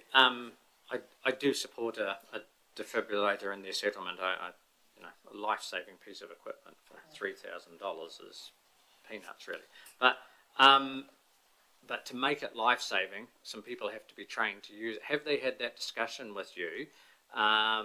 Like, no point in putting a defibrillator on the wall. I know they give instructions, but when you're panicking and someone's had a heart attack, you'd like to know there's 2 or 3 people in that settlement whose property numbers might be on the wall beside the defibrillator who know how to use it, because otherwise it's really sort of hanging an ornament on the wall that no one will know how to use. Through the chair, I think the group that in part of their emergency response plan, they're going to undertake a first aid course which is covered in that using the defibrillator.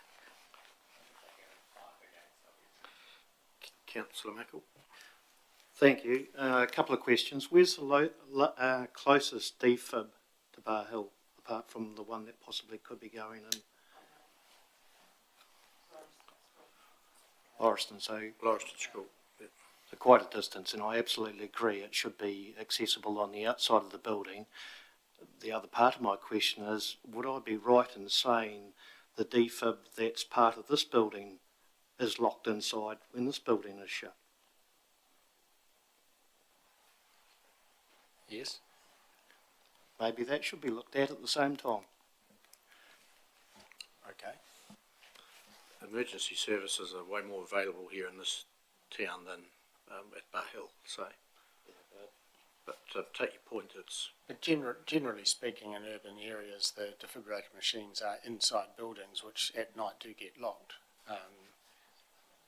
It's not uncommon to have them inside buildings, and usually they're available as a means of assisting an emergency, where they are known. But I don't see many buildings in urban areas with boxes on the outside with defib machines. I imagine there'd be theft and vandalism issues and all sorts of things which might undermine the very thing you're trying to do by having them in the building in the first place. But we can see if there's any precedent for that in other public buildings. Councillor Wilson. Following the Mayor's talked about the AD locations app, I just looked it up on my phone and I can see there's one at Rugby School and it tells me the phone number and it tells me who I can ring to get it and it tells me if it's open or shut. So it'd be great if we could suggest that they put the AD on that app, because that would then tell people that if it's when it's open or unlocked or whatever, or there's a phone number, so that it is actually accessible. I think it's at the Rugby Hall. The Rugby doesn't have a school. Yep. But you're right, there was one at Rugby, I know that. Sorry, just another quick question. Is there anywhere in Barrhill where there's people around all the time that they'd be able to access it, other than the hall? I mean, was there somewhere that people are going to be, that it's going to be open, and there's not a dairy there or anything like that, is there? There's not much there. Like, where could you put it where people could access it out of hours? Through the chair, so the answer's correct. There's not a lot there. It's a small settlement. Those that live there, that's it. There's no retail or anything like that available. There are public toilets just adjacent to the hall. So whether it was perhaps put there instead, because they are always open. Yeah, and then there's a risk, as I think Hamish alluded to, of vandalism or theft. Or it's very difficult. But how many hours is a hall used per annum? Councillor McMillan. Oh, sorry. Are you done? Yeah, I was just asking the question about how many hours is a hall open per year. Well, through the chair, we don't have that information to hand. I know that from the recent events, the usage has been from rest homes and from vintage car rallies and things. So perhaps of a demographic that might be quite useful to have available. What are you trying to say? Don't be shy. Councillor McMillan. If there's no other questions, I was going to move that. One more question. Councillor Lovett, I think. It's probably not more of a question, but have they looked into? There's people there that make the metal containers that these sit in, and they plug into the electricity because the batteries and everything need to be recharged. They need to look into this fully, because they do go on the outside buildings in metal, and you break the thing and it sets off alarms and stuff. I think they need to look into it a little bit more in depth, and We can make sure that happens, yes, if they're successful with their funding. Councillor Brum, you got a question, or are you looking at seconding? Councillor McMillan. So I was going to move the recommendation with just a change in wording, and it's only one word, that council allocates $3,450 from its discretionary grant to the Barrhill Hall and Community Incorporated Society for an AD and cabinet package to be stationed at the Barrhill Community Hall, so not in it. And then that covers if they want to put it outside, which I think would be the sensible idea, because it is a small village. There are people that obviously live there, but a lot of them work away from Barrhill, and it would just mean if they did get the car clubs and the vintage clubs and the people visiting, it's accessible from the outside. Yeah, just a clarification there, it might be at the toilet block instead of the hall, if it's deemed a more suitable site for public use. The toilet block's just behind the hall. Yeah, same. So it would be the same. Right, cool.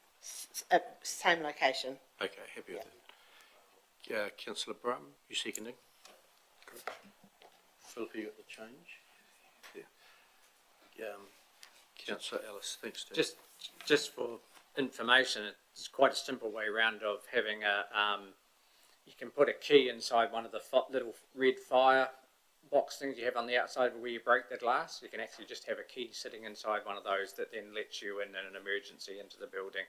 I know where there's one of those that works exceptionally well, and that no one's ever broken the glass and gone into the building for any other purpose. So, yep, thank you. No further debate.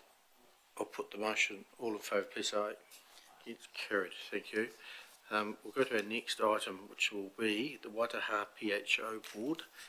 Welcome, David and Dr. Esther Avnit. Please come forward. Welcome.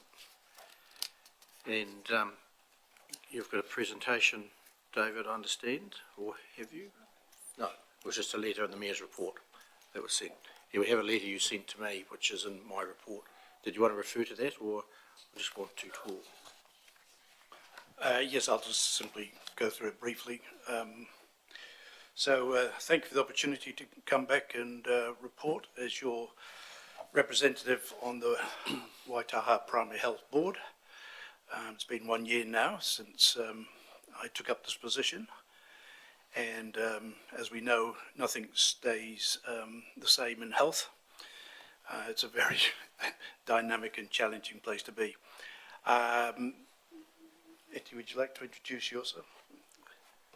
Hi, Kira. I'm Dr. Esther Avnit. I'm GP from Tynwald Medical Center, one of the director. I've been at the Waitaha Primary Health for the last 3.5 years, and I've been GP representative in Ashburton for 2 years before the pandemic. And I'll let David present, and I will probably add a few notes. So in this last year, there have been some progress on some issues or challenges in the Ashburton district. The main one which led to us bringing various health agencies together was the after hours challenge, because several practices had indicated that they will be unable to meet their after hours requirements.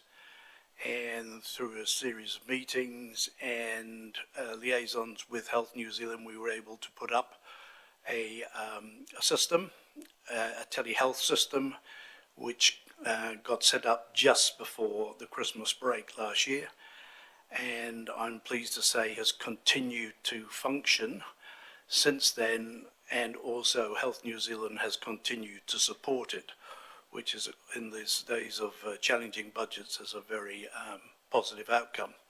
Of course, the question is, will they continue to support it? But let's just not go there at the moment. Let's just assume that this will continue for some time. So that bringing together those agencies also provide an opportunity for a sharing of concerns in terms of delivery of health services to the Ashburton district, and the identification of some ongoing challenges in terms of being able to meet demands in terms of referrals, hospital referrals back to GPs, access to other services, and access to things like St John's Ambulance, etc., etc. So we've continued a series of meetings since then. We're meeting 6 to 8 weeks. Some progress has been made on those issues, and some progress is still need to be made to move forward. One of the other main issues, which I probably mentioned before, was the absence of the vacancies for several general practices for GPs, and the estimates for those vacancies range from 10 through to 16, depending on whether you count full-time equivalents or whether you look at positions. But whatever figure you look at, it's clear that there is a challenge there in terms of practices being able to be fully staffed so that they can meet the needs of their patients enrolled with them, and also for people new to the area to be able to find a practice that they can enroll in. And those challenges are ongoing. We were able to enlist the support of Health New Zealand in terms of a recruitment campaign, which was kicked off earlier this year using an overseas recruitment company, and Health New Zealand agreed to fund the main costs of that recruitment process. like all these processes, nothing happens overnight. And to date, the latest figures I had that Bill sent me, Bill is our CEO, is that we've had one placement and one signed up and two more in the pipeline, and there are a couple of others that are having conversations at this stage. So hopefully those will all end up, so that would give us a total, I think, of 6 new placements in the district, but again, it's over time. The first placement doesn't arrive until January 2025, and then all the time afterwards, because people need to leave their current employment and then set up to come to New Zealand and to Ashburton, etc., etc. So it's slow, steady progress, but the immediate situation is still there are a number of vacancies in general practices in the Ashburton district. Etty, would you like to say more? This is more into your area.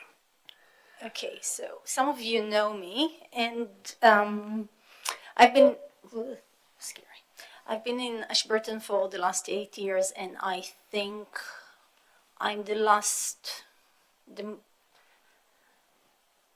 I don't think anyone came on a permanent basis that stayed long after me. And I think the problem we have in Ashburton is retaining the GPs. We managed to get them from overseas, some of them, and they just don't stay. And I think that's the place of us as a council, as a community, to try to make them feel at home. So when we came to New Zealand, my husband immediately looked at ways to contribute to the community and to intervene in the community, and he's kind of in most of the boards in Ashburton, to the degree that I'm known as Adi's wife and not as a GP. But all I'm saying, it's harder for the new generation to be involved. Another thing that we need your support is it okay to talk about the site? Cool. So I come from Israel and I say things as they are, so I do apologize in advance, and people who are my patients know that.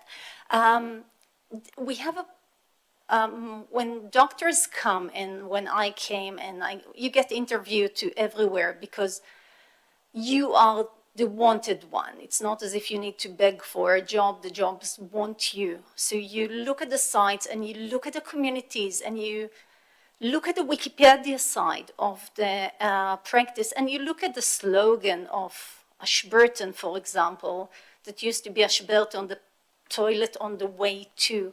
And I think we need to change that. Ashburton, in my opinion, is a beautiful place.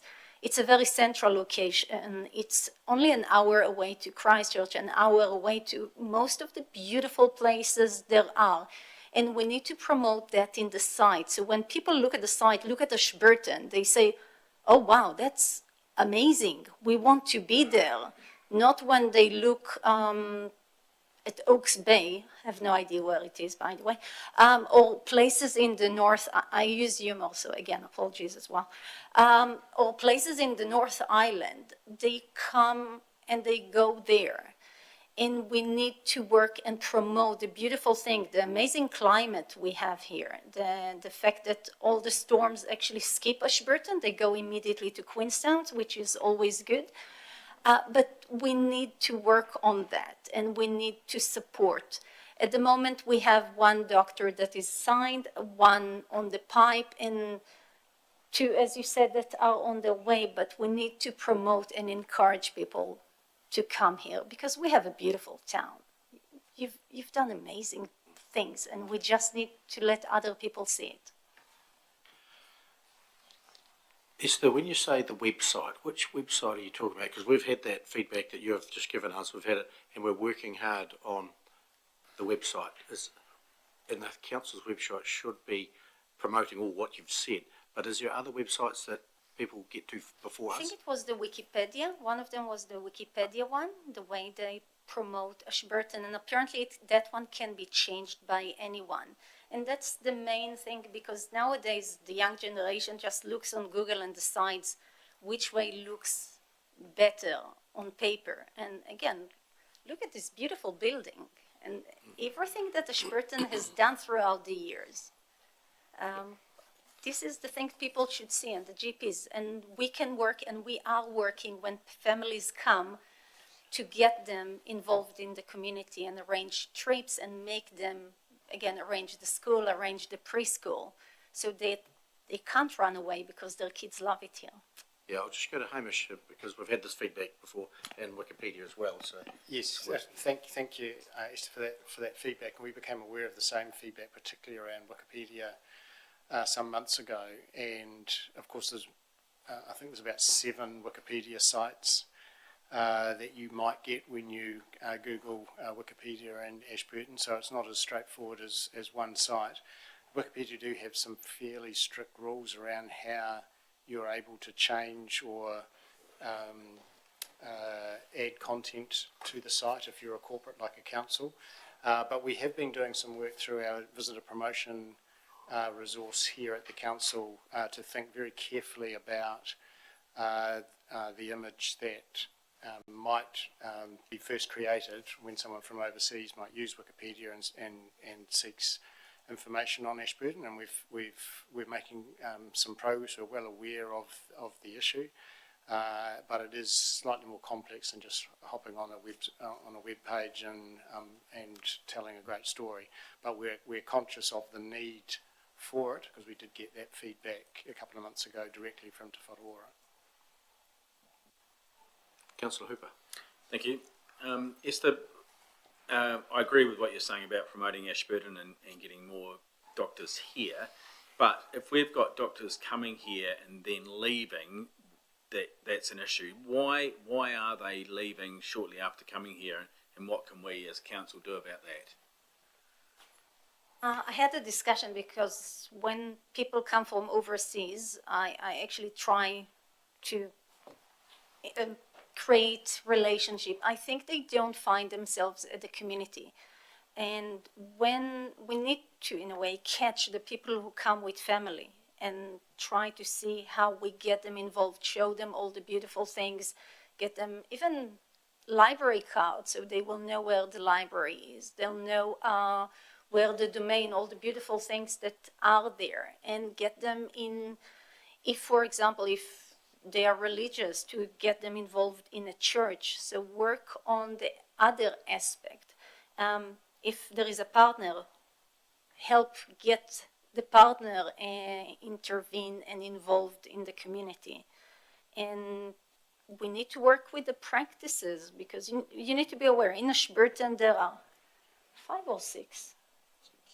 There are 6 practices. Most of them are corporate owned at the moment. There are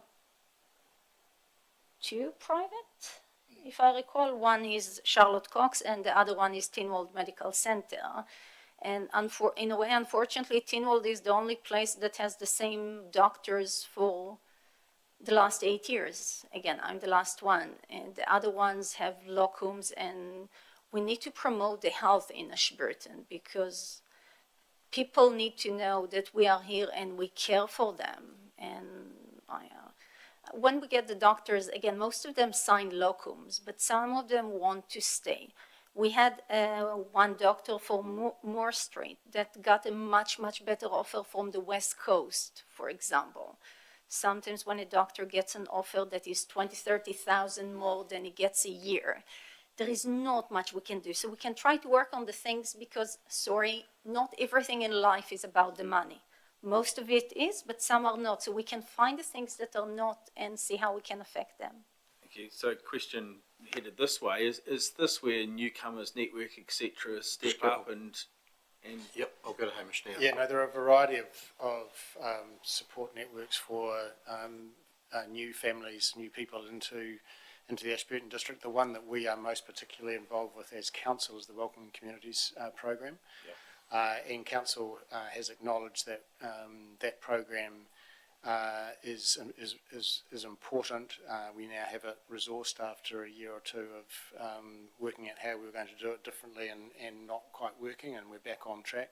And in fact, just today I see on my desk the application for the accredited Welcome Communities program, or the next stage of the accreditation, which my understanding is very few welcoming community programs around New Zealand have reached that stage 3 of the accreditation. So we acknowledge the point and remain committed to doing all we can to support newcomers into our district.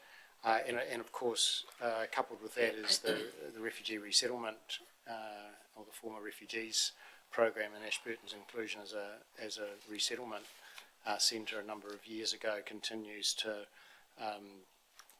have new people to New Zealand and new to the Ashburton district come in through the former refugee program as well. And so there's some resource and some capacity in thinking that the council, but the much wider community, does to help those new families settle into life in Ashburton. So there is effort being made. Clear we need to keep at it. It's not ever one and done, but there are programs to help. So 3 more questions and we'll wrap up. Okay. Dave, just a question.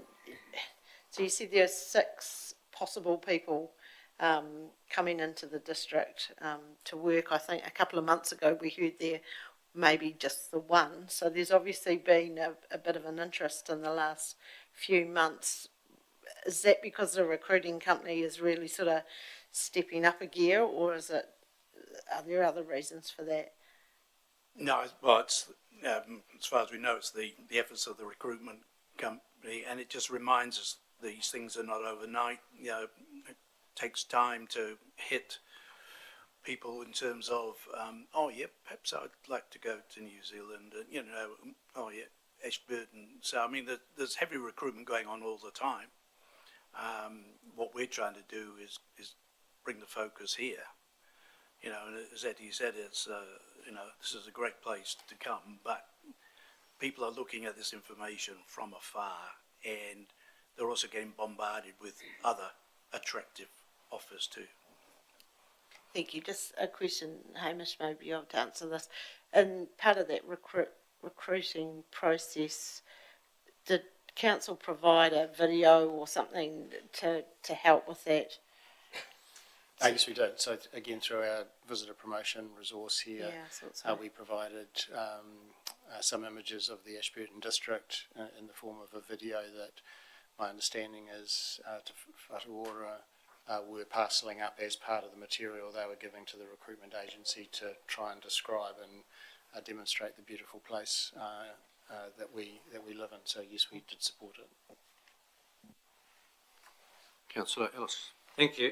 Aside from the GPs, are you also concerned with the cuts in funding for health in general? So it's adding extra pressure to our hospital system here, which in turn flows back to the GPs a lot of time because people struggle because they can't get the care they need in the hospital because of funding cuts and things. So. Well, funding.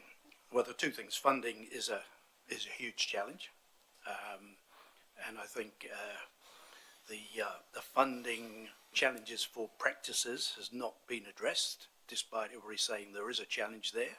But we're still to see the outcome of all the discussions that have taken place, and across the spectrum of services. So this is an interdependent environment. So if St John are struggling, everyone else struggles because there's a flow-on effect of those.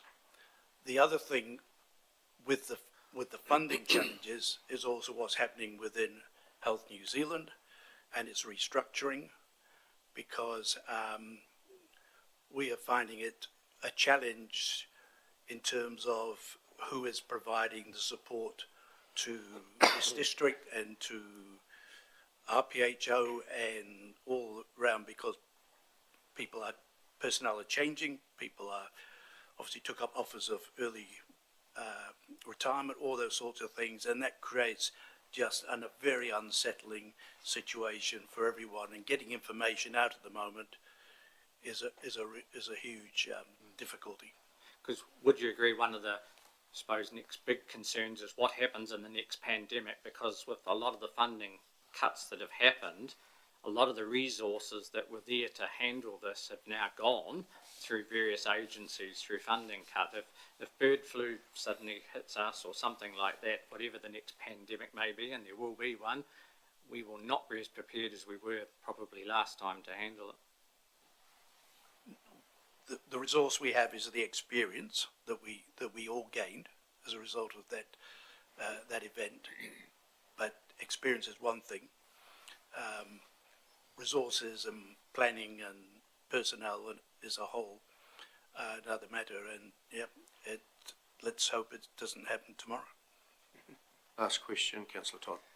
Thank you, Mr. Mayor. Just if you sort of sit back and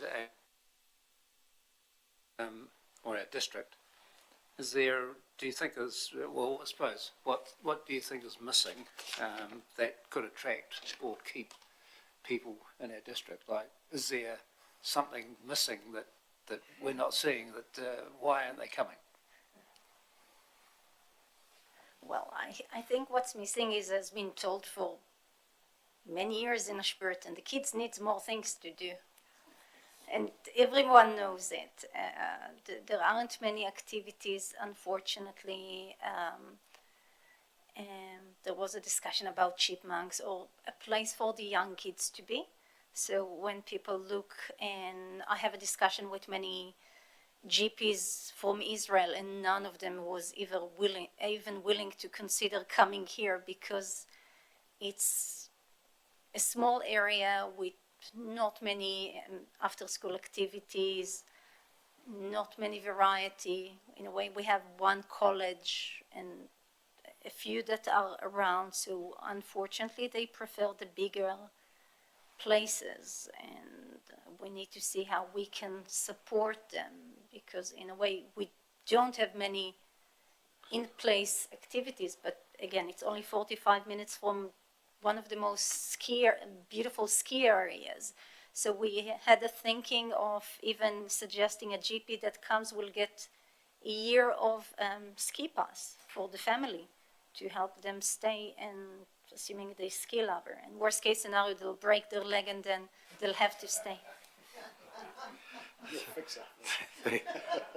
Thank you. So, Dr. Esther and David, thank you for coming and talking to us today, giving us that information and keeping us up to date on what happens at the Waitaha PHO board. So, well, thank you for that, and we'll see you again in perhaps 6 months' time for another further update. Thank you very much. Thank you for the opportunity. And just as an aside, I'm loving the water at Mount Summers. Fresh and clean. Thank you. Yep. Councillors, we'll box on. We're just coming up to 3 o'clock. I'd just like to try and get everything done in public before afternoon tea, if possible. So the next item is number 12 on page 86, submission to MB on the remote building inspections. Welcome, Michael and Femke.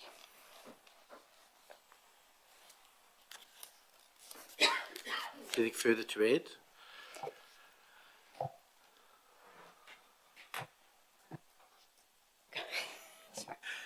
Through the chair, no. I'll just take everything as read.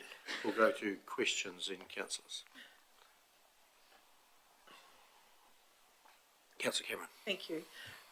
Through the chair, it's got that we have to prepare a draft submission by Friday 29th of November, and then the submissions will be reviewed and a decision will be made. When will the decision be made, and when would the, if it did change, when would that be implemented?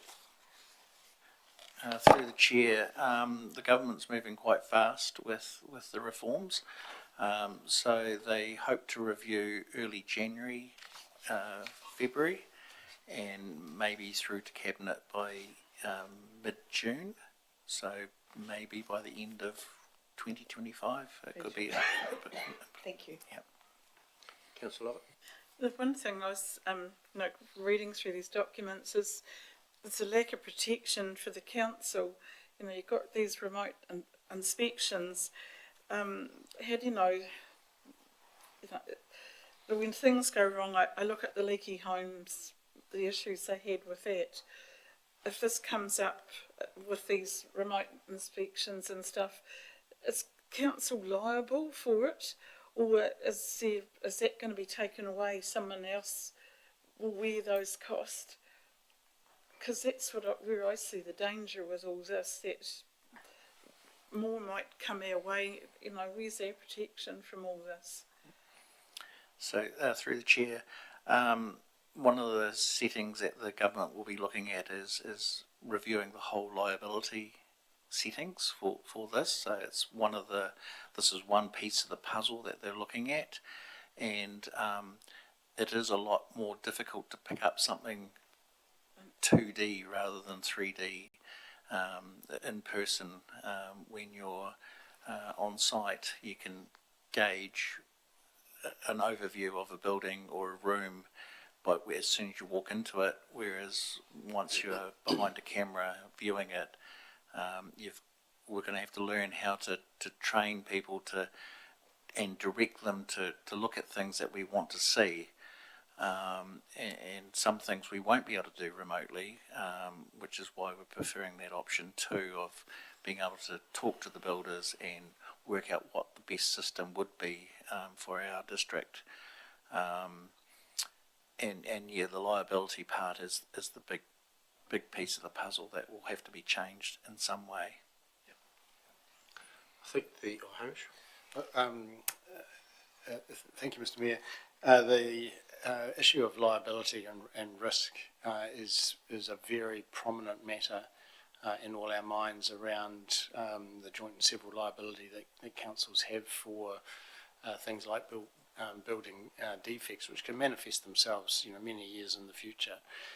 When the Mayoral Forum met with the Minister, Chris Bishop, a month or two ago, and it was more in particular to the National Government's moves to exempt granny flats, however defined, from requiring building consents.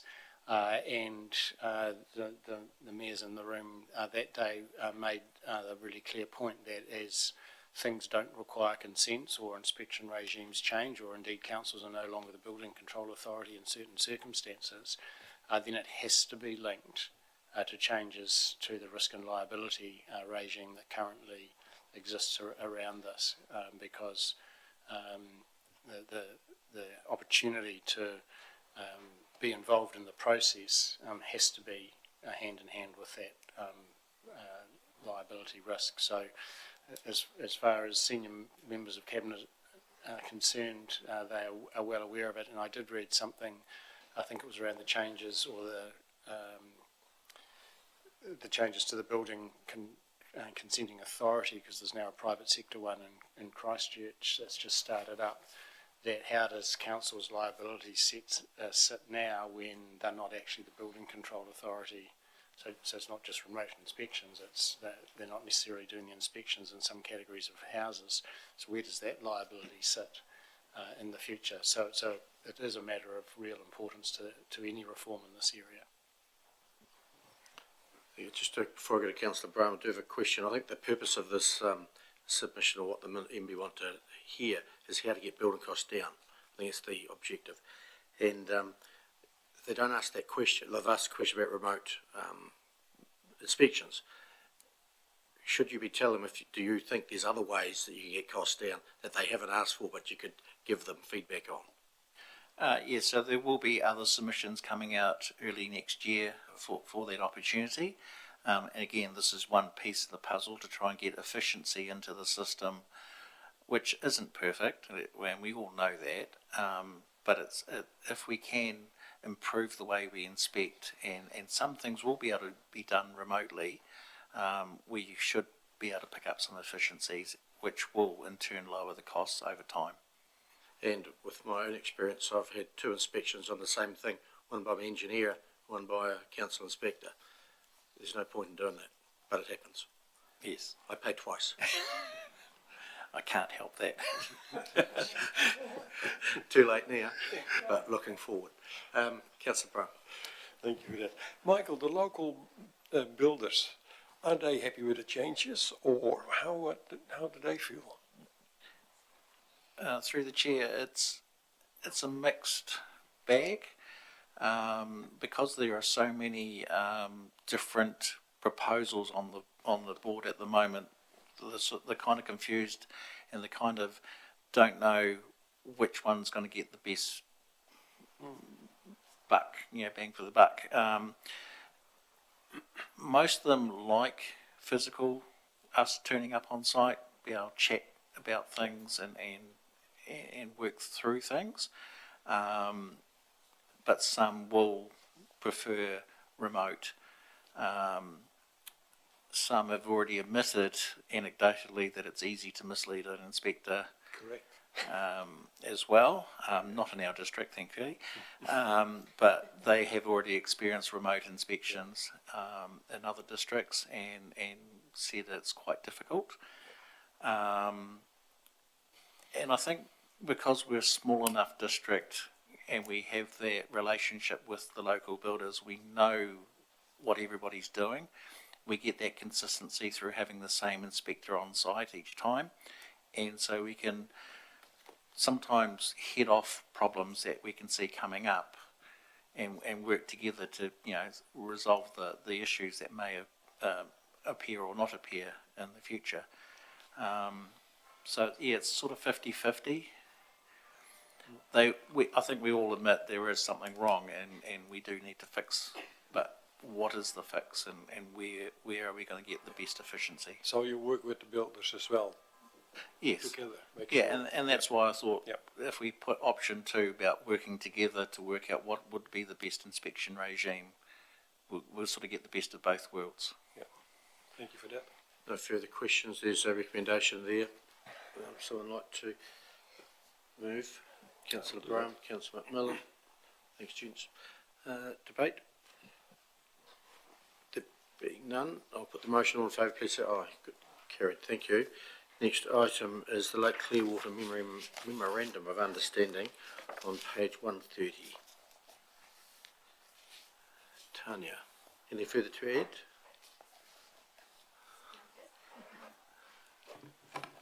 I just want to quickly, I've covered it in my report, but just again express my thanks to the Lake Clearwater Holders Association, the way they've gone about these negotiations. The association do a lot of work at Lake Clearwater to keep it looking in fantastic condition for our community and our district. It includes mowing over 2 hectares of land up there that council would otherwise be doing because it's council land. So I think as you debate this report, just appreciate understanding the work that is done that is not otherwise a cost borne by the ratepayers. Thank you, Tony, for that update. Questions, councillors, and Councillor McMillan. Thank you. Through the chair, I think this is a great idea, and I'm guessing that the annual meeting will be not the AGM, which is held up at the lake, usually sort of just after New Year or around. I think the last couple of years it's been Waitangi weekend. So this, and I'm assuming that this group, as in a couple of councillors, staff and the hut holders, will mean that the AGM there'll be more sort of input from council staff as well. Will that sort of end up coming through to the?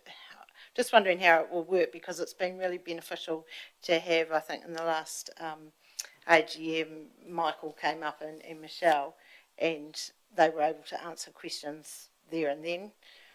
Yeah, through the chair. No, we're not anticipating that side of it would change. The purpose of this annual meeting is really just a facilitation, to have the relevant staff in the room and councillors, and we can just talk about issues outside of that wider AGM forum. That can be quite a big meeting, with all the hut holders, and the hut holders can, if we have this annual meeting, the hut holders can feedback minutes to their members anyway. So another reason for the annual meeting is to talk about campground fees, because we know that's been a topic of discussion around this table. just another question, when are you thinking of having these, like what time of the year? Because I would think about this time of the year would be good because it's before a lot of the campers head up there. Yeah, that's correct. We're thinking around the middle of the year to give them time to set campground fees for that following summer. June to August in the MOU. It also says the MOU, the Western Ward councillors would be on that committee. Councillor Wilson. Will there be, obviously we've discussed ad nauseum about the lake level, will this broach that subject, or is that off the agenda, or how will that work? It's not covered directly in the MOU, no. No further questions. There's a recommendation then. There's two gaps.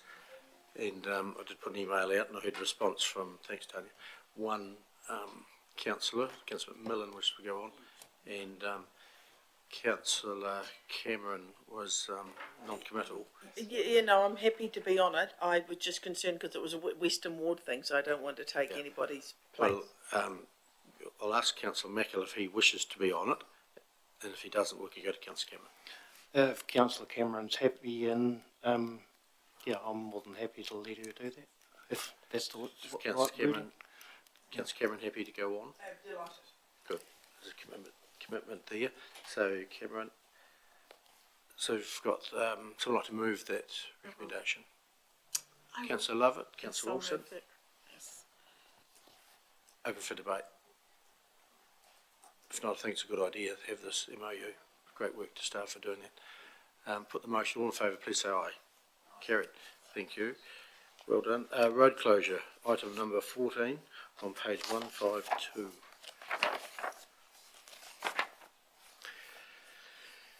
Ashburton Car Club standing quarter mile sprint meeting. And we have Mark. Welcome, Mark. Anything further there? Just that there were no objections received and the traffic management plan has been approved. So. Okay, great. We'll go to questions. Just have one. In the body of the report, it talks about the time being 9 a.m. to 4:30, but the recommendation doesn't. Should we have the time in the recommendation that it's closed for? It could be closed for. No reason not to. It would, yeah, if it's in the recommendation, then it's clear. Yep. Okay, we can add those in once if we get to the stage of getting a move in a second. Question, Councillor Lovett. Yeah, do we ever get any feedback just on numbers of people that attend, how the event went? Because we do all these road closures every year, but we never really hear anything about the event. It happens, it goes away, and we never know the numbers and crowds there, or what happens. No, I haven't received any feedback to any events. No. Yeah, it would be just interesting to see how well they're supported, and yeah. You know the time and the date it could be, so you could have a look yourself and have some enjoyment and smell the fumes. Councillor Ellis. If there's no further questions, I'm happy to move with those times added into the recommendation. Philip will capture that. Good. Councillor Brown seconded. Any debates? Nope. Put the motion. All in favour, please say aye. Carried. Thank you. Now we're on to the councillors' reports.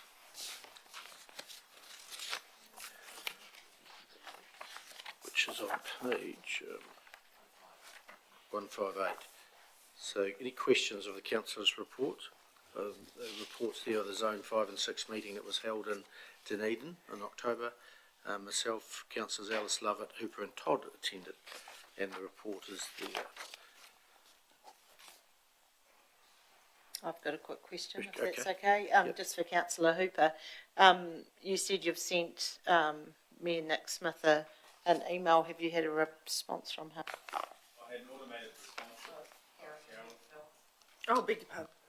I had an automated response, which I thought was very efficient, but nothing as yet. I'll let you know if I do. Councillor Cameron. Thank you. Two questions, and it's from Councillor Todd's report.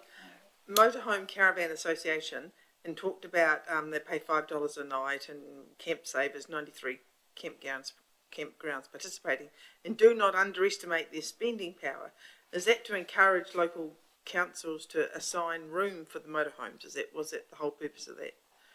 talk? We'll have to work your lights so the I sort councillor of- Todd can I've come got- on. I can reply to that. Okay, who wants to reply? Councillor Todd or Councillor Lovett? I was feeding into Tony's report here, and the Camp Saver app is a new app for motorhome association people, and they're giving them discounts on a lot of the camping grounds off season, and it's really to get people into small towns in New Zealand and going to visit them and doing the cycleways and all the activities and keeping them out of the main cities if they can do. So it's just a new initiative, and which they're trialling, and it's obviously working. And they're looking at the tourism spend, I guess.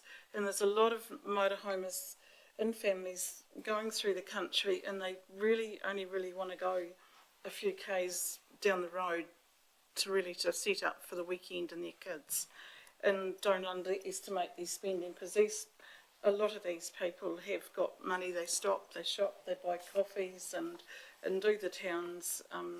So yeah, if you make facilities for them to park up, they will stop and they will spend money.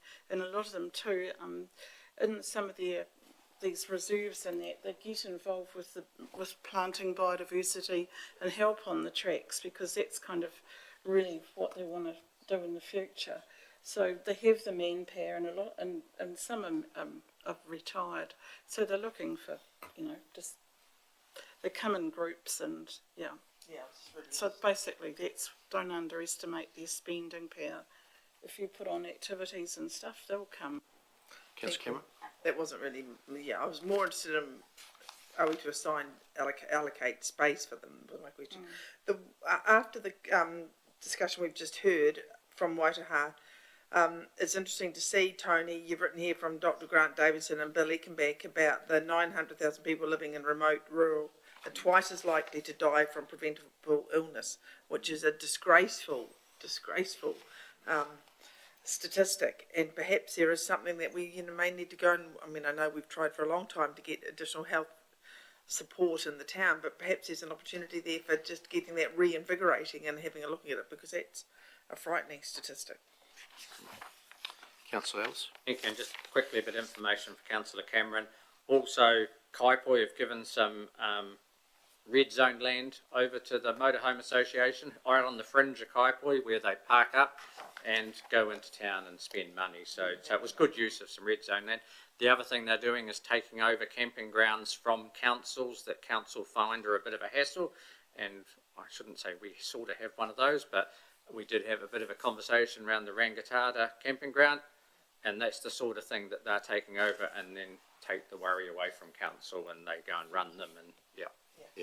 I think that point, and Councillor Hooper mentions it in his report, there's an opportunity there for council for these, where they work in partnership, and they mentioned Kokura as one as well, and I came through Kokura a week or so or two ago, and went and visited it, and it's well set up, and unmanned, but used.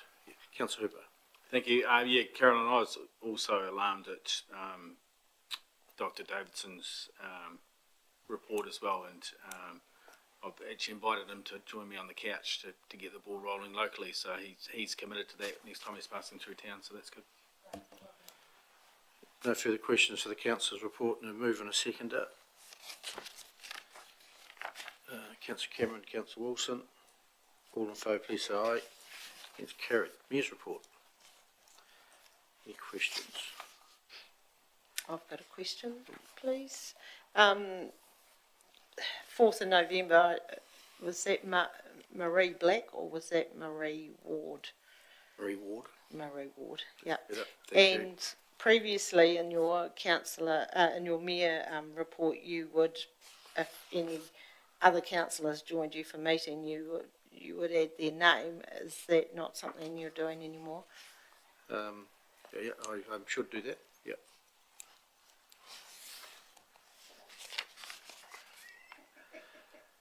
No further question. I'll move that we receive the mayor's report.